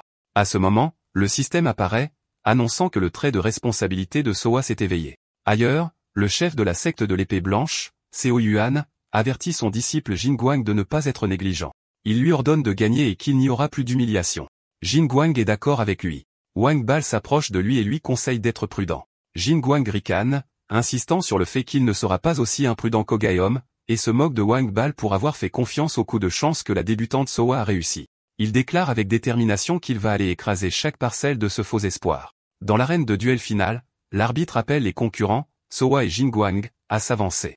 Jin Guang s'adresse à Sohua, reconnaissant qu'elle a atteint la finale, mais lui dit que sa chance s'arrête ici. Elle répond calmement qu'ils devront se battre pour le découvrir. Le duel commence, et Jin Guang pense qu'en tant que débutante, Sohua essaiera d'éviter la confrontation directe et de saisir les opportunités. Mais il est surpris quand elle se précipite directement vers lui. Il est forcé de bloquer sa puissante frappe, laissant échapper un cri étouffé de surprise. Il est choqué, se demandant comment son énergie interne pourrait être plus forte qu'il ne le pensait. Elle se souvient de ce que Rohan lui a expliqué, que son adversaire supposerait que son énergie interne est minimale, mais il lui rappelle qu'elle possède un corps yin extrême, une constitution qui accumule naturellement l'énergie interne. Elle continue de lancer des attaques sur Jin Guang. Elle pense qu'elle a une chance. Elle saute haut dans les airs, ce qui surprend Jin Guang. Il se prépare à éviter son attaque. Il lui assène ensuite un coup puissant. Elle tombe lourdement au sol. Soyua se relève, et Jin Guang lui avoue que son énergie était plus forte qu'il ne s'y attendait. Il se relève et lance une attaque, criant qu'elle n'est qu'une débutante. Elle parvient à bloquer son attaque, mais la force de l'impact la fait trébucher en arrière. Elle conclut que son adversaire est fort comparé à ceux qu'elle a affrontés auparavant. Il jure qu'il va en finir dans 10 secondes. Elle lutte, pensant qu'elle ne peut pas perdre comme ça. Alors qu'elle continue de se battre, le système annonce que son trait de responsabilité a été activé. Il explique que les traits de diligence et d'épreuve ont été confirmés et que, sur la base de la responsabilité, ils vont fusionner. À la suite de cette fusion, un nouveau trait unique connu sous le nom d'eau immobile du miroir clair se manifeste. Le système explique que ce trait améliore grandement la perspicacité et le jugement dans les situations difficiles et critiques. Grâce à cette nouvelle capacité, elle parvient à esquiver l'attaque surprise de Jin Guang, mais elle perd son arme. Elle se sent anxieuse face à cette situation dangereuse et ressent de la peur face à l'aura dangereuse qui émane de lui. Jin Guang reconnaît sa résilience, mais se demande, de manière menaçante, si elle peut résister à son prochain coup alors qu'il prépare une attaque puissante et dangereuse. On la montre se préparant au coup. Il se précipite pour porter le coup de grâce. Criant que c'est fini. Bakri Wan appelle son nom, inquiet pour elle. Elle se souvient des paroles de son chef lui disant qu'il croit en elle. Une collision massive se produit. Bakri Wan est extrêmement inquiet du résultat, tandis que Yaran a l'air choqué. Le chef Seo Yuan reconnaît la technique, se demandant si c'est l'art du yin froid. Soyua exécute la frappe ultime de base, troisième forme, un point, entouré d'une aura d'énergie glacée. Après avoir exécuté l'attaque, elle ressent un engourdissement dans sa main. Elle tombe au sol, et Bakri Wan est choqué. Il se précipite vers le ring en l'appelant, mais l'arbitre l'arrête, lui rappelant qu'il n'est pas autorisé à monter pendant le duel. L'un lui hurle dessus, se demandant de quoi il parle, et souligne que le duel est déjà décidé. On montre Jin Guang allongé sur le sol inconscient.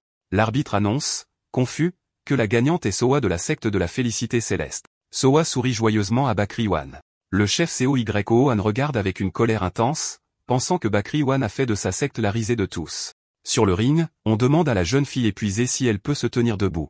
Elle sourit et lui dit qu'elle a tenu sa promesse. Wan sourit tandis que Yuron applaudit avec enthousiasme, la félicitant pour un bon combat.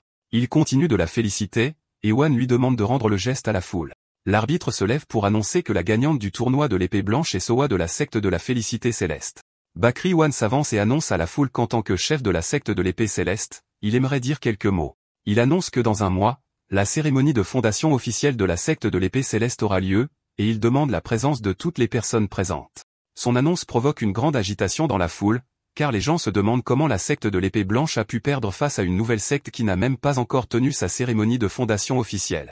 Le chef de la secte de l'épée blanche, Seo Yuan, entre dans une colère noire, hurlant sur Bakri Wan, le traitant de bâtard et l'accusant d'utiliser le tournoi comme une plateforme pour annoncer la cérémonie de fondation de sa secte. Il poursuit ses accusations, affirmant qu'il a caché le fait que son disciple a utilisé la compétence du yin froid et a osé agir devant lui. Lorsqu'il s'avance pour attaquer, son disciple Wang Pao l'arrête, lui saisissant le bras, ce qui le met en colère, et il demande ce qu'il fait. Il le supplie de rester calme. Sa colère grandit, et il accuse Wang Pao d'être déjà du côté de la secte de l'épée céleste et se prépare à l'attaquer. Il déclare que les traîtres doivent être exécutés immédiatement à l'horreur de Wang Pao. Il lance une puissante attaque vers lui, mais Bakri Wan apparaît soudainement pour bloquer l'attaque et lui demande froidement ce qu'il fait. Il déclare que Wang Pao est maintenant un disciple de la secte de l'épée céleste et l'avertit de ne pas le traiter avec imprudence. Les yeux brillants, il propose que s'il est insatisfait du résultat du tournoi, il peut l'affronter personnellement au nom de Wang Pao. Il lui serre fort la main. Il réprime sa colère intense, le repousse et lui crie de faire ce qu'il veut.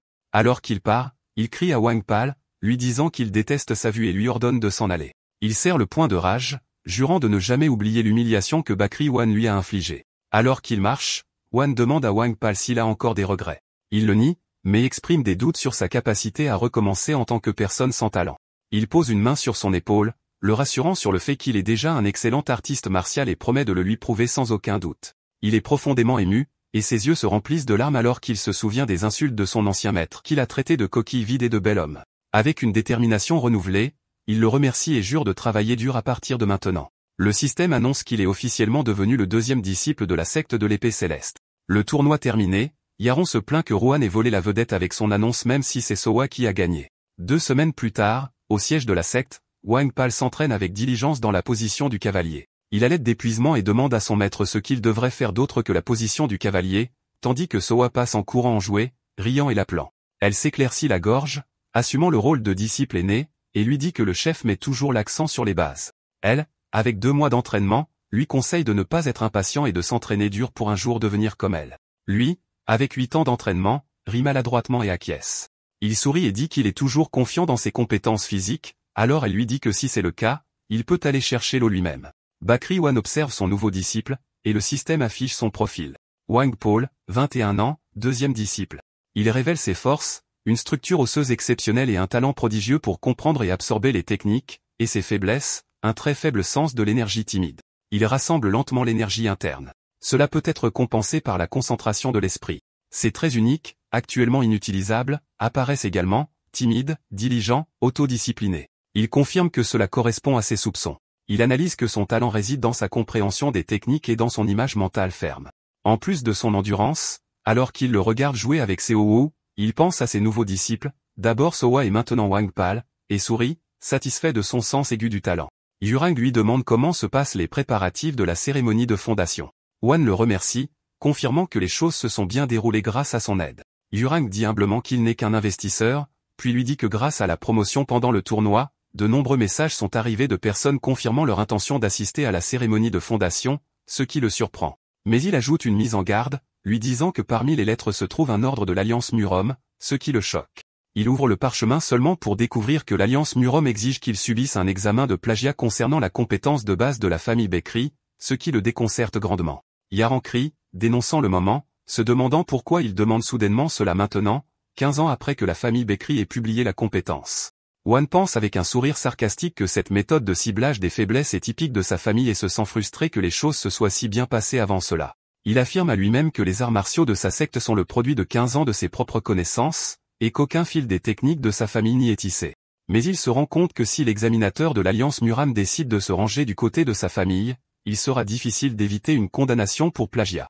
Yurang réalise avec horreur que s'ils échouent à l'examen, ils ne pourront pas transmettre l'art et devront payer une énorme compensation, ce qui le fait crier pour son argent. Il ajoute que même s'ils obtiennent un réexamen plus tard, les normes seront beaucoup plus strictes. Wang Po l'interrompt en entrant et en appelant le chef de la secte. Yuron annonce qu'il doit partir maintenant et sort, laissant Rohan et Wang Pal. Rohan pense qu'ils cibleront très probablement la cérémonie de fondation. Il décide qu'il doit vérifier les différences dans les compétences de base d'autant de sectes et de maisons connues que possible afin qu'il ne puisse pas trouver d'échappatoire pour les accuser de plagiat. Mais il est confronté à un problème, comment obtenir ces compétences de base immédiatement. Pendant ce temps, ses 2 disciples, Sowa et Wang Pal, l'appellent avec confusion. Sowa se précipite en criant, chef de secte, l'air extrêmement frustré, et il leur demande ce qui se passe. Ils lui disent que des invités sont arrivés, ce qui le surprend. À l'entrée, une femme nommée Cheong se demande si ce patriarche avare a vraiment acheté cette propriété.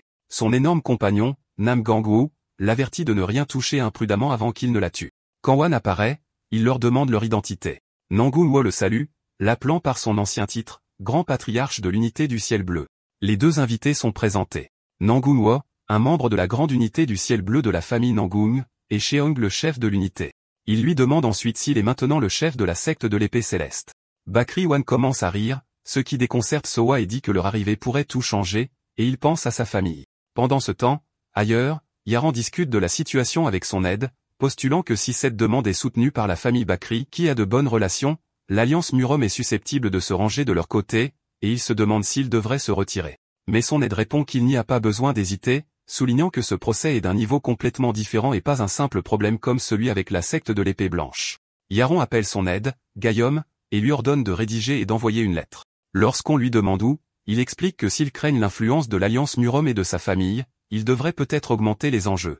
Il sourit sournoisement, déclarant qu'il verra s'ils peuvent également entraîner l'union démoniaque dans cette affaire. Au quartier général de la famille Bekri, quelqu'un parle au maître de la salle extérieure, Bekri Sung, en disant qu'il commet un acte inutile. Il devient clair qu'il parle au chef de famille, le père de Rohan, remettant en question l'intérêt de demander un examen de plagiat pour une compétence de base d'une secte qui n'a même pas encore ouvert et lui rappelle qu'il l'avait averti de ne pas le provoquer. Il reconnaît que le chef de famille l'a effectivement averti et répond que la décision de provoquer était unilatérale prise par le chef de famille lui-même. La conversation entre continue. Sung avait évalué les fils de Kang, notant que le fils aîné, Wana, Bakri Wan, ne se soucie pas des arts martiaux, est faible et sans talent, tandis que la fille, Sana, est talentueuse mais impulsive, et surtout, une fille. Bakri Kang répond calmement qu'il n'y a aucun problème à ce qu'une fille hérite de la famille car il n'y a aucune règle contre cela dans leur famille. Chung se met en colère, lui demandant comment il a laissé ce garçon, Wan, quitter la famille, se demandant s'il ne le chérissait pas. Il lui rappelle que Wan était un enfant qui excellait en talent, en intelligence et même en tempérament au point que personne n'aurait objecté à ce qu'il soit l'héritier. Le père est calmement d'accord avec lui. Chung insiste sur le fait qu'il doit être ramené et qu'il doit lui montrer que sa place est ici, et il doit lui rappeler que ses racines sont dans leur famille, soulignant que c'est la volonté du conseil des anciens et de la salle extérieure. Bakri Kang est d'accord, considérant qu'il a fait son devoir de père. Il ajoute que l'adversité est nécessaire à la croissance et que son fils doit apprendre à protéger sa secte. Il ordonne à Sung d'aller lui faire comprendre que où qu'il aille, il est sous le ciel de la famille Bakri. Il s'incline, jurant de ramener Wana dans la famille. La scène se déplace au jour de la cérémonie d'ouverture de la secte du bonheur céleste. Bakri Sung se tient à côté de Yiso, le commandant militaire adjoint de 3 divisions de l'Alliance Morom. Il le rassure de ne pas s'inquiéter, affirmant que jusqu'à présent, aucune secte n'a survécu à un examen de plagiat de compétences de base. Sung répond qu'il n'est pas du tout inquiet et qu'il ramènera son neveu inconditionnellement. Alors qu'il marche, Yiso exprime son manque de compréhension pour son obsession pour lui, se demandant s'il n'est pas juste un parent malgré son talent. Sheng répond qu'il n'est pas juste un parent. Il explique que s'il était resté et s'était entraîné aux arts de la famille, il serait devenu le plus grand épéiste de cette époque. Il conclut que le garçon a abandonné la famille, mais elle a besoin de lui. Il regarde la foule rassemblée pour la cérémonie d'ouverture, se demandant comment le boulanger Rohan répondra à l'appel de sa famille. Dans la cour de la cérémonie, sa voix se fait entendre ordonnant d'ouvrir les portes. Son système personnel note que son rythme cardiaque s'accélère et lui conseille de respirer profondément. Il lui dit de se taire et saute du toit du bâtiment. Il atterrit avec force au milieu de la cour en criant « Ouvrez les cieux ». La foule, y compris Sung et Yiso, est stupéfaite par cette entrée soudaine. Il se tient droit, tenant la bannière de sa secte, et remercie tout le monde d'être venu. Puis il se présente officiellement. « Je suis le chef de la secte de la félicité céleste, le boulanger 1. » Il continue, disant qu'il a beaucoup à dire, mais qu'il y a une tâche qui doit être résolue avant qu'il puisse ouvrir la secte. Il décide de clarifier la situation pour ceux qui n'ont pas encore entendu les nouvelles. Puis il crie à plein poumon devant la foule, déclarant que sa secte, la secte de la félicité céleste, a plagié les arts martiaux de la famille Bakri. Cette annonce provoque un choc et un chaos total dans la foule, les gens se demandant pourquoi il dirait cela lors de sa propre cérémonie d'ouverture.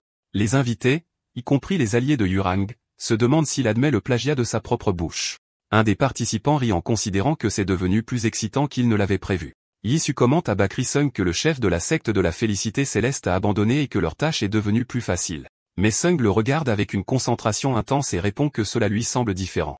Il fixe son neveu, se demandant ce qu'il pense. Bakri Wan poursuit son annonce choquante, déclarant qu'il sait qu'un comité d'examen envoyé par l'Alliance de Murom est présent, et il leur demande de s'avancer. Bakri Sien, épée de la lune pâle, et Yiso, commandant militaire adjoint de l'Alliance, s'avance. Son oncle le salue, disant que cela fait un moment. Yiso lui demande son intention, et il répond que ce n'est pas difficile. Il déclare qu'il a l'intention de se soumettre à l'examen de vérification du plagiat ici, dans cet endroit ouvert devant tout le monde. Cela choque son oncle qui proteste que les examens sont confidentiels et ne sont pas divulgués au public tant qu'un verdict n'est pas rendu. Yiso intervient pour l'arrêter, lui rappelant que l'Alliance est là pour arbitrer, pas pour interroger sa secte.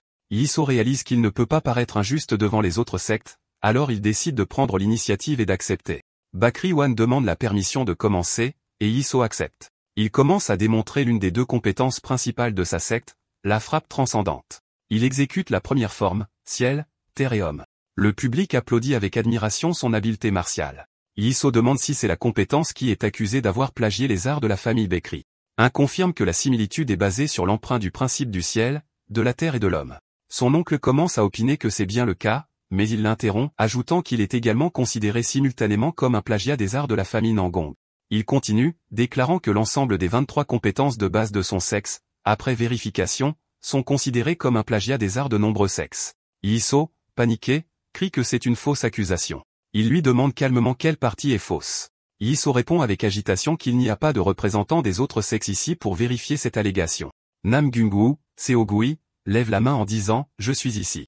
Il s'avance au milieu de l'étonnement des participants qui le reconnaissent comme un membre de la famille Nangong.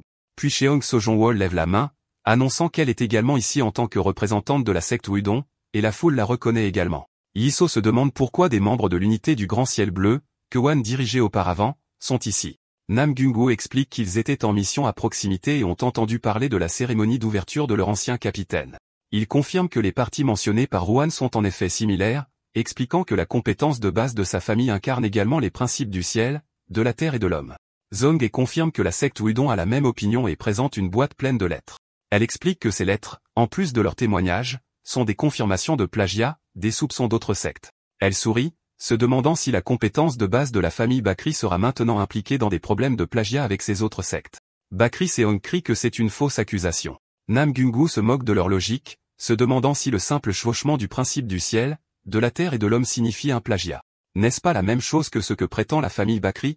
Il réalise la situation difficile, pensant avec horreur que le comité d'examen lui-même fait une fausse accusation. Yiso crie de colère, « Qu'avez-vous dit ?»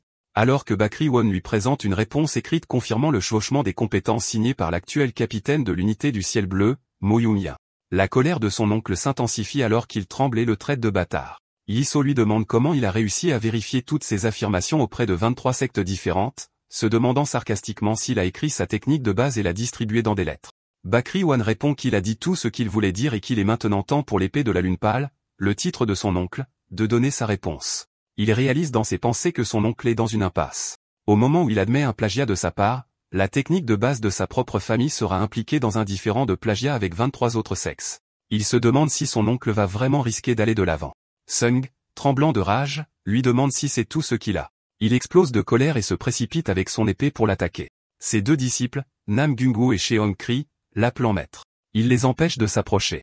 Il bloque l'attaque de son oncle et leur dit que c'est une affaire personnelle. Il l'accuse de garder rancune et de continuer à en vouloir à la famille.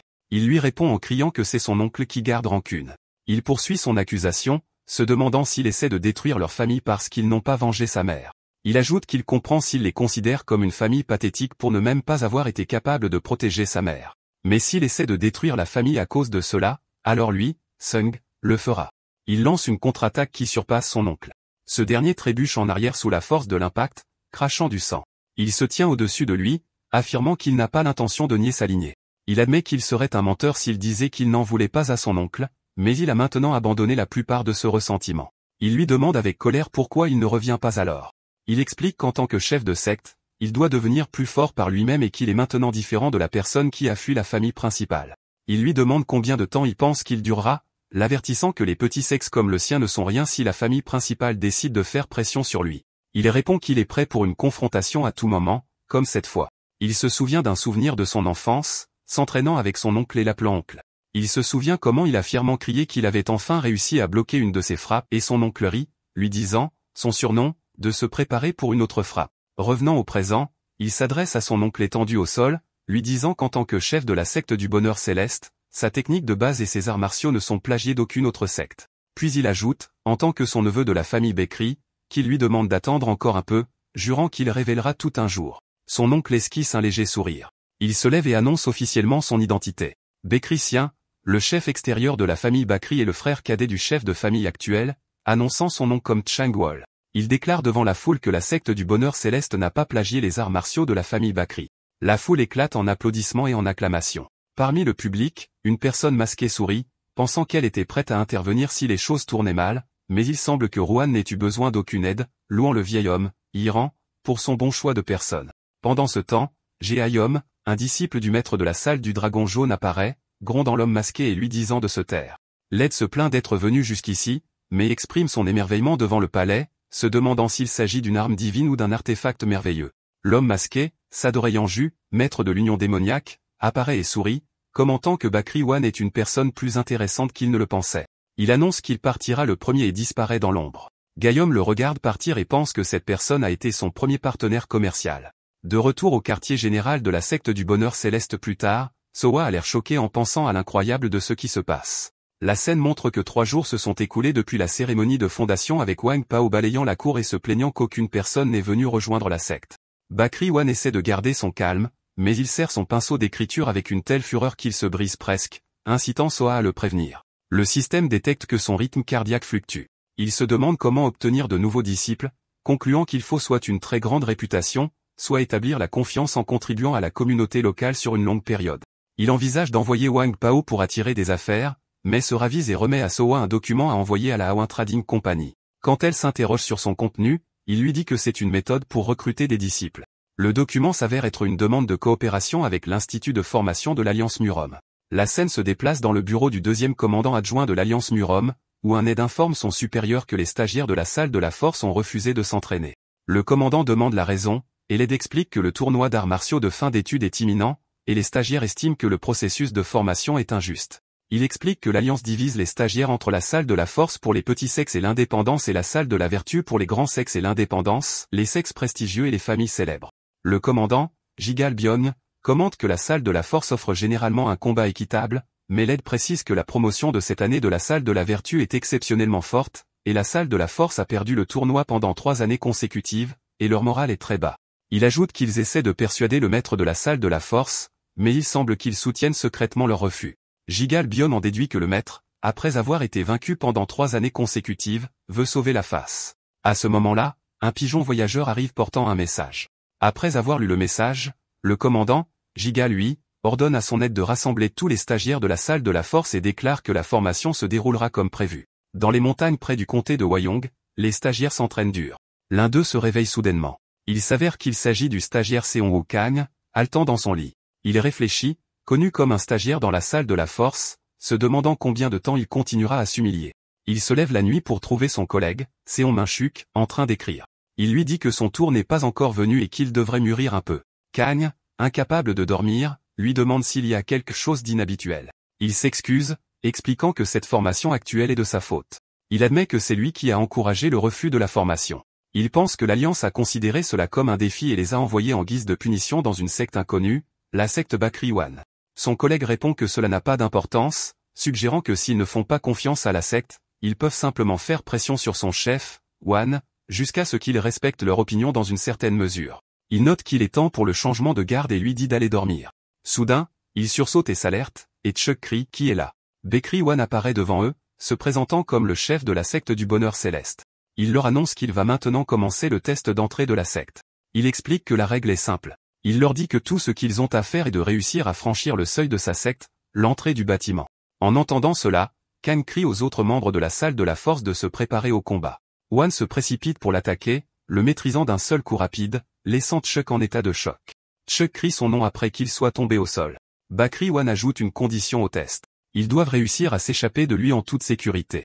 Pendant ce temps, près du mont Wudang dans la province du Hubei, certaines personnes échangent des nouvelles sur les stagiaires de la salle de la force. L'un d'eux explique que leur lieu de formation pour cette saison est une nouvelle secte dont personne n'a entendu parler. Un jeune homme commente qu'il n'est pas intéressé, considérant cela comme inutile, et que l'Alliance Murom essaie juste de créer une sorte d'équilibre. La jeune femme rejette l'idée, disant qu'ils sont tous les mêmes, et peu importe qui sont les instructeurs parce qu'elle gagnera le tournoi. Un flashback apparaît. Elle se souvient d'elle-même enfant appelant son frère, lui demandant où il va. La scène la montre, la petite fille pleurant et l'appelant alors qu'il la quitte, Bakri Wan, de retour au présent. Elle est présentée comme Mugyongwan Bakri Sun, la sœur cadette de Bakri Wan, et elle se jure qu'elle n'a pas l'intention de perdre tant qu'elle ne sait pas pourquoi son frère a abandonné la famille et est parti. De retour au terrain d'entraînement de Wan, Wan attaque les stagiaires. Il observe leur combat et commente que leur niveau n'est pas mauvais.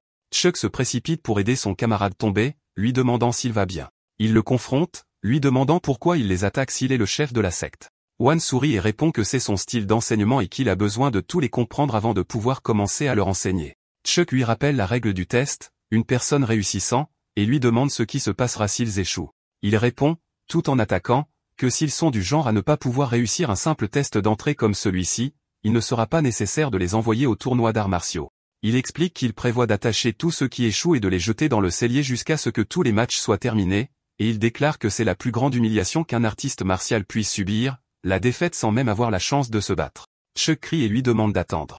Alors que l'attaque continue, Kang apparaît soudainement devant lui et bloque son attaque. Le stagiaire, Seoman Chuck, sourit et lui demande audacieusement si le vaincre ici serait considéré comme avoir réussi le test d'entrée. Bakri Wan accepte le défi et leur dit d'attaquer. Ils attaquent ensemble, et ils commentent que c'est une bonne décision. La scène montre un violent affrontement, et ils crient de douleur. Il explique que leur décision aurait été bonne si leur adversaire n'était pas lui. Kang est montré en état de choc. Il se tient devant les stagiaires qu'il a facilement vaincus en taille. Il se moque d'eux, se demandant où est passé leur esprit initial et comment ils ont pu être perturbés par un simple revers. Le stagiaire, Xian Gang, se relève et attaque à nouveau, ce à quoi Wan commente, bien. Il analyse son attaque, notant que malgré son esprit combatif, ses mouvements semblent un peu raides. Yoon se précipite derrière lui et essaie de le surprendre avec une attaque soudaine. Il bouge rapidement, visant sa jambe vers elle, mais il s'arrête juste avant de la décapiter. Il remarque que Seomanchuk évalue rapidement la situation et semble avoir été témoin de véritables combats. Il bloque les attaques et pense qu'ils sont tous extrêmement tendus à cause de la panique. Il porte un puissant coup à Chuk, le faisant hurler de douleur. Il en conclut qu'ils ne parviennent absolument pas à profiter de leur supériorité numérique. Il s'adresse à Sion Gang, soulignant l'hésitation dans ses mouvements, et lui demande sarcastiquement s'il a peur de le blesser. Il ajoute d'un ton moqueur, comment pourrait-il le blesser avec un niveau de compétence aussi pathétique? Mais il pense que ces trois-là, Kang, Chuk et Yoon, sont les plus importants. Il décide de les provoquer un peu. Il exprime sa profonde déception envers eux et comment ils se sont transformés en une foule désorganisée juste en affrontant un adversaire inattendu. Il leur dit que les rumeurs selon lesquelles le défaitisme les contrôle semblent être vraies, ce qui met Kang en colère. Sciemment Chuk lui parle. Il élabore un plan et lui dit de s'occuper de la défense. Il pense que Won adapte délibérément son niveau au leur KE3 avec Dan Ryun, ils peuvent certainement créer une ouverture. Il termine le plan, disant que lorsque Kang verra l'ouverture, il chargera et Dan Ryun devra finir le travail. Won remarque qu'ils ont enfin décidé de devenir sérieux, mais commente qu'ils sont trop lents et se précipite pour les attaquer. Il attaque, et Seon Gang est montré dans une posture défensive choquée. Il lui assène un puissant coup de pied, l'envoyant voler. Les autres profitent de sa distraction, s'approchant rapidement de deux directions différentes, et il se tient au milieu alors qu'ils sont sous le choc. Il remarque que les apprentis lancent une attaque coordonnée. Les deux, Chuk et Yoon, attaquent ensemble, mais il les bloque facilement, les envoyant voler avec un coup de pied circulaire, et ils hurlent de douleur. Ils sont jetés au sol. Kang crie de colère, réalisant que leur plus grande erreur face à un maître est la familiarité, c'est-à-dire supposer que le maître n'attaquera pas sérieusement. Il confirme cela, l'attrapant, et les qualifie de naïvement optimistes pour avoir cru qu'il n'utiliserait pas toute sa force. Il le jette au sol, exprimant sa déception et le fait qu'il attendait une once de talent de leur part. Il fait craquer ses jointures. Il déclare que c'est fini et que c'est regrettable, mais une promesse est une promesse, faisant référence à leur emprisonnement.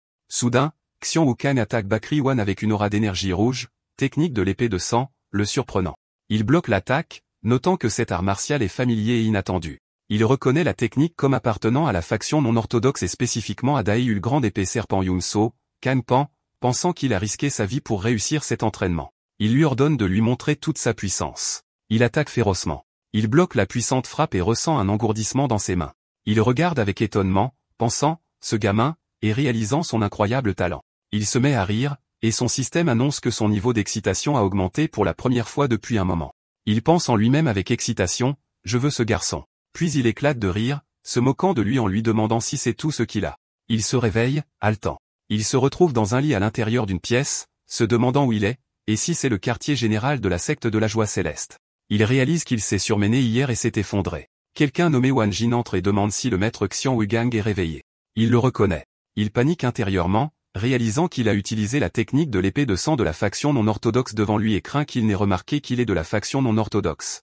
Il continue de paniquer, pensant que c'est mauvais et qu'il pourrait être exécuté comme espion avant de pouvoir avoir son duel tant attendu avec l'école martiale de Mujian. Wan Jin lui dit qu'il est temps pour l'assembler et qu'il devrait y aller, et il accepte nerveusement. Il se demande pourquoi Wan Jin n'en a pas parlé et si le chef de secte n'a rien remarqué. Mais il se souvient que son expression était étrange quand il l'a regardé. Il est sûr qu'il a remarqué et a même reconnu son énergie d'épée et a mentionné le nom du maître, l'épée de la grande catastrophe. Il continue de marcher dans la confusion, se demandant pourquoi le chef de secte ne l'a pas dénoncé comme espion de la faction non orthodoxe alors qu'il en était capable. Il n'arrête pas de penser, essayant de comprendre ce qu'il prépare. Quand ils arrivent au terrain d'entraînement, il les accueille avec un sourire mystérieux. La scène montre Kang le regardant sous le choc, ses craintes qu'ils connaissent son secret se confirment. Il leur annonce qu'ils ont tous réussi le premier test, notant que 5 sur 15 ont réussi, ce qui est plus que ce à quoi ils s'attendaient. Il est choqué et réalise qu'il ne reste plus que leur groupe. Les 5 apprentis qui ont réussi sont montrés, Orion, Dan Ryon, Won Jin, Seon Munchuk, et le dernier apprenti apparaît, Seon Wogang Kang. Baek Ryon explique la prochaine étape de leur entraînement. Pendant les 15 prochains jours, chacun d'eux s'entraînera avec ses disciples une fois par jour, et ils devront utiliser le reste de leur temps pour étudier et affiner leur technique.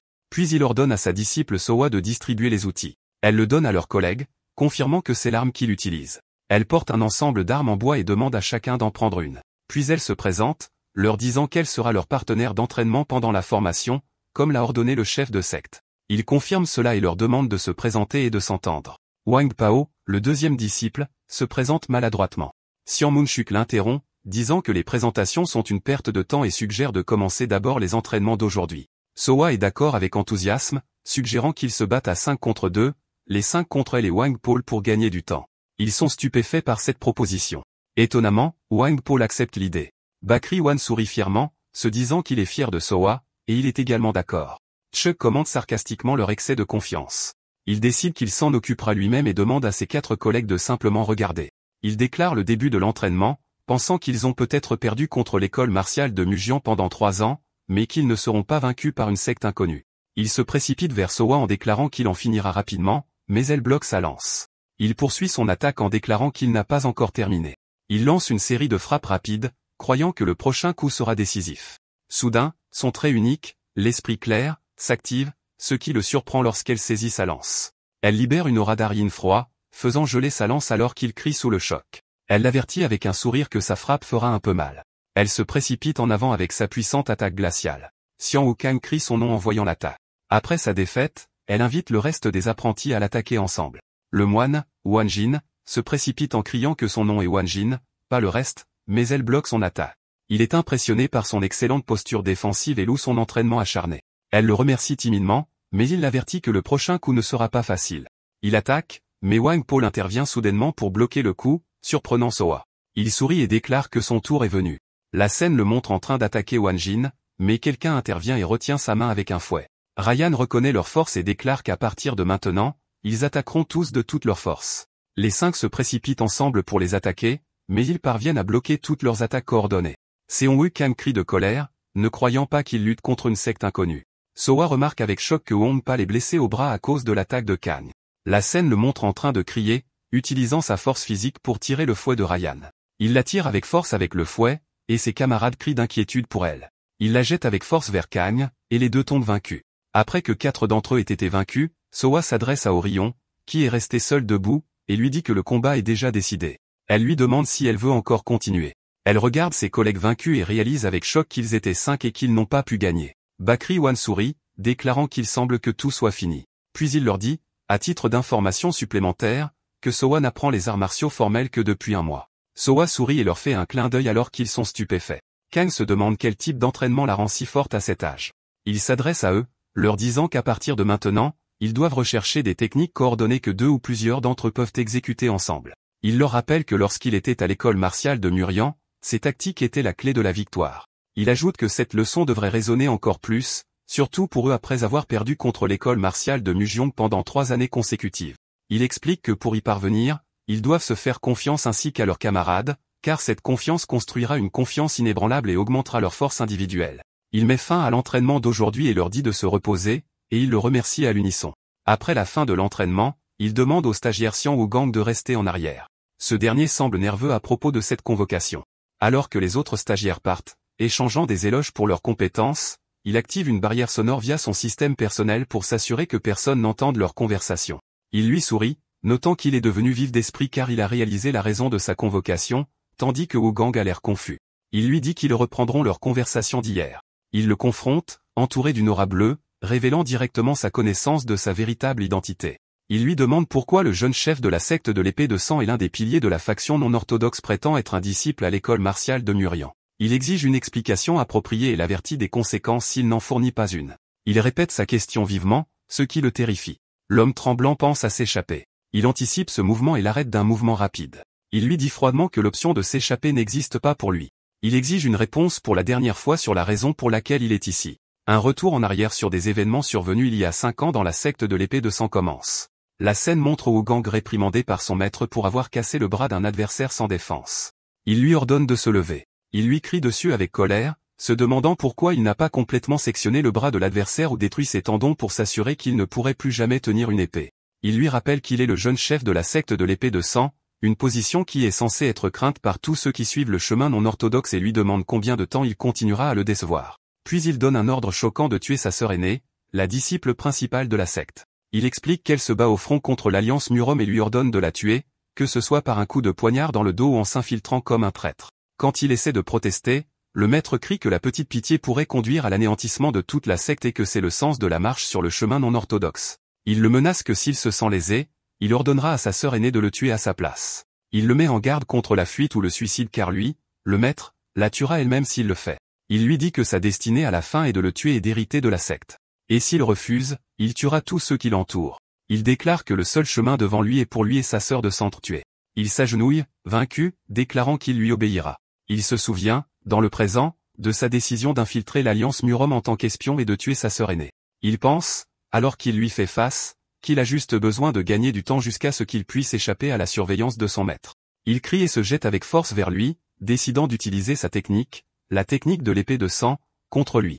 Un bloque facilement son attaque. Il lui sourit. Il commente qu'il n'a pas la capacité d'évaluer la force de son adversaire, mais sa décision de percer était bonne. Il lui demande de montrer sa vraie force. Il lui crie dessus en demandant « Qu'est-ce que tu veux faire de moi ?» Il poursuit sa confrontation avec lui disant qu'il est venu ici pour s'entraîner et qu'il ne peut pas montrer sa vraie force en utilisant les arts du chemin orthodoxe. Il l'exhorte à prouver sa valeur, notant que libérer son vrai pouvoir facilitera grandement son duel à venir avec l'école martiale de Mujeong. Il se rend compte que ce combat est d'un niveau complètement différent du test d'entrée. Il ressent le danger en pensant que s'il baisse sa garde un instant, il mourra. Il charge avec un cri en utilisant la technique de l'épée de sang rouge. Un bloc l'attaque, commentant que c'est mieux que d'utiliser les techniques orthodoxes à moitié. Il lui dit avec un sourire qu'il n'a jamais été fait pour les arts du chemin non orthodoxe car sa nature ne s'y aligne pas. Il lui demande avec colère ce qu'il veut dire. Il explique que les techniques de l'épée de l'assassinat exigent une volonté de couper tout ce qui se trouve sur son chemin, et cela ne lui convient pas. Il crie, questionnant ce qu'il sait de lui, et se souvient des paroles de son maître sur ce que signifie marcher sur le chemin non orthodoxe. Il poursuit son évaluation, soulignant que son épée hésite et manque d'esprit combatif. Il lui crie dessus pour qu'il arrête d'agir comme s'il le connaissait. Il le frappe, lui disant qu'il essaie de cacher son vrai moi, mais son épée le trahit. Il lui demande, alors qu'il est agenouillé, quelle est la vérité qu'il recherche. Il crie avec colère, se demandant si cela a de l'importance dans un monde où tout le monde tue ou est tué. Il répond en lui demandant pourquoi il porte une épée. Il hésite puis crie, « Je porte l'épée pour », puis un violent choc d'énergie se produit. Il tombe à genoux, épuisé, il répond, « Je porte l'épée parce que j'ai une raison de devenir plus fort ». Il se souvient d'un souvenir de son père, Seong Woo-yang, qui n'était pas un grand artiste martial, mais était un homme d'honneur qui s'est battu et est resté ferme sur le champ de bataille même lorsque tout le monde s'est enfui et est resté fidèle à lui-même.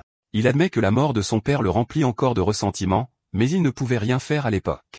Il avait compris que s'il agissait imprudemment, il mourrait lui aussi d'une mort insignifiante. C'est pourquoi il a décidé qu'il devait devenir plus fort et endurer quoi qu'il arrive. Mais il admet que dans son obsession de la force, il est devenu le jeune chef de la secte de l'épée de sang, et non le fils de Seong Woo-yang. Dans le présent, il lui demande s'il regrette ces jours-là. L'homme épuisé répond qu'il ne sait pas. Il explique qu'il voulait seulement protéger l'honneur de son père et prouver qu'il n'était pas un lâche, mais un artiste martial plus courageux que quiconque. Il crie qu'il voulait porter son nom et s'aligner en tant que son fils. Il se prosterne devant lui, confessant qu'il a maintenant perdu son chemin. Après sa confession, il lui demande de le tuer ou de le dénoncer à l'Alliance Murom et de faire ce qu'il veut. Il insiste sur le fait que les autres stagiaires n'ont rien à voir avec cela et qu'il s'est infiltré seul. Il s'assoit devant lui et répond qu'il comprend. Puis il place sa main devant lui et fait une observation choquante en disant qu'il se bat pour protéger, pas pour détruire. Il le regarde avec confusion. Il le surprend avec une légère pichenette sur son front qui le fait voler en arrière et crier de surprise. Il crie de douleur, et il lui ordonne de se lever. Il sourit et explique que le voir lui rappelle un garçon qu'il a connu autrefois, aveuglé par la vengeance et perdu dans les ténèbres, se référant à lui-même. Il révèle que lorsqu'il a quitté son clan et rejoint l'école martiale Murian, ce qui le choque, il a dû reformuler ses arts martiaux afin de ne pas s'appuyer sur les techniques de sa famille. Il explique qu'il a démoli ses fondations pendant que d'autres construisaient les leurs, et il propose de l'aider à construire les siennes. Il demande avec incrédulité s'il propose de lui enseigner. Il se dit qu'avoir un disciple de l'un des 10 célestes, en parlant de lui, se joindre à lui est bon pour sa secte. Puis il lui annonce son plan. Dans les 15 prochains jours, il va démolir toutes les techniques qu'il connaît, et il doit complètement s'oublier. Il l'avertit que ce processus apportera une immense douleur et lui demande s'il le suivra malgré cela.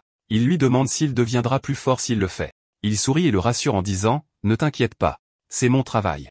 La scène se déplace au quartier général de l'Alliance Murom où deux fonctionnaires discutent de l'exceptionnelle génération actuelle de disciples de l'école Marshall Mujian. L'un confirme que leurs résultats sont exceptionnels et que les chefs d'équipe sont déjà en compétition pour les recruter. Le premier fonctionnaire révèle que le chef de l'alliance de faction non orthodoxe a proposé un pari concernant la compétition à venir. Cette nouvelle surprend l'autre fonctionnaire, Saint de l'épée Wijaok, l'un des 10 sommets célestes de la Murom orthodoxe. Le fonctionnaire explique que le chef de la faction non orthodoxe parie sur l'école Marshall Murian, l'école des stagiaires, pour gagner. S'il perd, il interrompra toute expansion et agression pendant 1 an. Luigi Hack pense que ce pari sur le côté le plus faible est une proposition qu'ils ne peuvent pas refuser car cela leur donnera le temps de se réorganiser. Ils décident de relever les enjeux, déclarant qu'ils ne peuvent pas se permettre de perdre cette année. Ils annoncent leur nouvel instructeur pour le camp à venir et le meilleur talent de la secte Wudong, un diplômé de l'école Mugyong et la prochaine épée Wudong la plus forte. Cet instructeur est connu sous le titre Azure Flow. Le nouvel instructeur pense au nom de Bakri Wan et à l'école Marshall Murion, notant que beaucoup de temps s'est écoulé. De retour dans sa secte, Soa s'effondre d'épuisement, se plaignant que les 2 combats quotidiens contre 5 sont un entraînement très dur pour eux. Il apparaît soudainement et demande s'ils sont déjà fatigués, puis annonce qu'il va leur donner une récompense. Il explique qu'une fois leur entraînement terminé, ils visiteront l'Alliance Murom pour assister au grand tournoi. Il leur parle d'un forgeron à proximité qui a forgé son épée et leur présente un défi. S'ils gagnent plus de 8 combats sur 15, il les emmènera faire fabriquer une arme personnalisée pour chacun d'eux. Cela excite à la fois Soa et Wangpal. Soa demande ce que signifie une arme personnalisée. Il explique que c'est une arme faite spécifiquement pour elle. Elle applaudit avec enthousiasme et déclare qu'elle va certainement y parvenir. Le jour d'entraînement suivant, Ryan exprime son étonnement, lui demandant comment elle a réussi à trouver une contre-attaque à un mouvement qu'elle lui a enseigné hier. Soa répond que son mouvement d'il y a 2 jours était plus difficile. Wonjin note qu'elle est particulièrement énergique aujourd'hui. Seon Minchuk répond que, les stagiaires, ont également trouvé leur propre motivation. Seon Minchuk demande doucement à Wangpal si le chef de la secte est du genre à ne traiter gentiment que les personnes qu'il aime. Wangpal a l'air embarrassé alors que Wan apparaît en arrière-plan attaquant Wogang et répond nerveusement. La scène commence par une nuit au clair de lune montrant Bakri Wan avec le stagiaire, Xian Wogang, attaché à un grand rocher. Il le gronde, le traitant d'idiot, et demande si ses ordres de ne rien faire étaient si difficiles. Il proteste, se demandant si on s'attend à ce qu'il reste assis à ne rien faire et à perdre du temps. Il qualifie ce comportement de ridicule. Il place une corde de retenue sur lui, le faisant crier de douleur. Il explique que cette corde était utilisée pour transporter des artistes martiaux dangereux de la faction non orthodoxe sans les paralyser. Il l'avertit que s'il essaie de bouger ou d'utiliser des techniques non orthodoxes, la corde se resserrera et écrasera son corps, mais il lui dit qu'il existe un moyen de se libérer.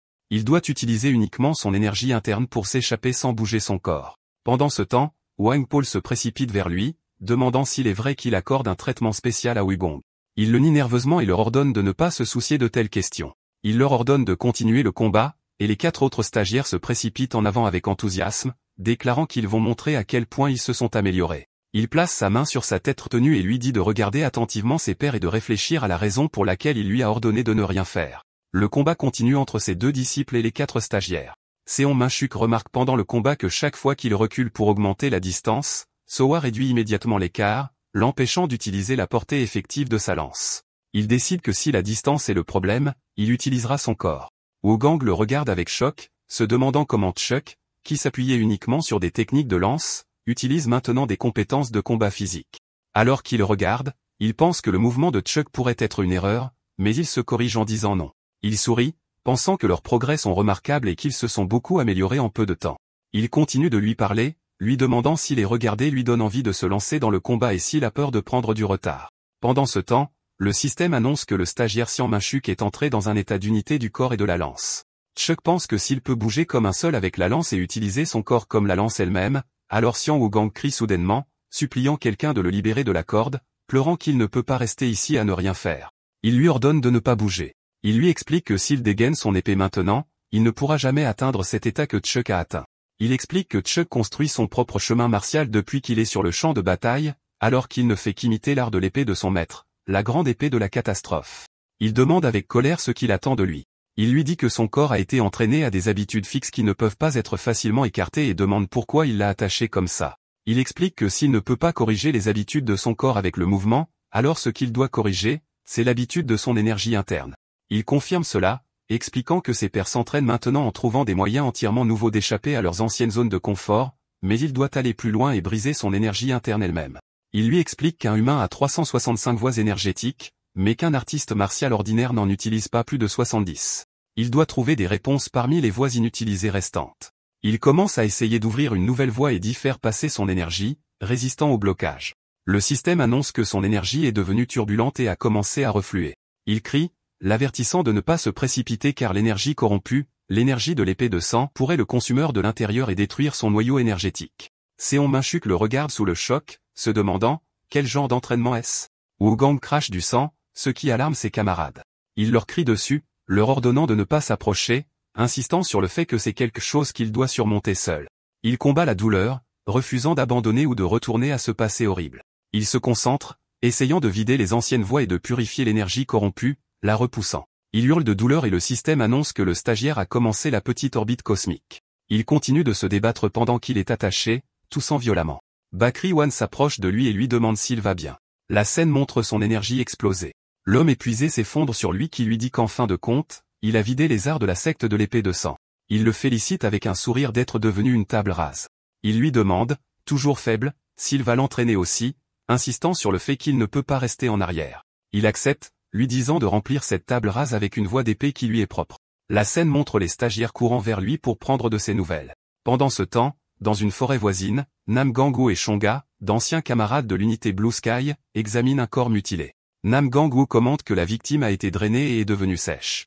Cheong lui dit de se taire. Il analyse le corps, notant les marques sur le cou et le fait qu'il a été pendu la tête en bas pour saigner, confirmant qu'il s'agit bien de la personne qu'il traquait. Elle se demande tristement s'ils l'ont encore perdu. Il note qu'il n'y a pas de trait commun entre les victimes et que n'importe quel humain semble suffisant pour le coupable. Il exclut que ce soit l'œuvre de secte non orthodoxe ou de la secte démoniaque parce que c'est trop chaotique et suggère que le coupable est un démon. Il ajoute qu'il n'est pas très fort car il y a peu de victimes, mais qu'il est intelligent car il ne laisse aucune trace à part les corps. Il suggère de reculer et de demander de l'aide. Elle refuse, disant qu'ils ne peuvent pas laisser plus de victimes apparaître pendant qu'ils attendent. Elle affirme que le capitaine, Mo Yong-yen, qui a succédé à Won, aurait dit la même chose et déclare qu'ils poursuivront la poursuite. Il est d'accord avec un sourire, disant que les ordres sont les ordres. Alors qu'il se prépare à partir, il suggère en plaisantant de prendre une assurance car les gens meurent généralement lors de telles missions. Il écrit un message sur un arbre indiquant que s'il est absent plus d'un mois, veuillez contacter le chef de la secte de la béatitude céleste, Bakri One. À ce moment-là, Bakri One, au siège de sa secte, a soudain un mauvais pressentiment.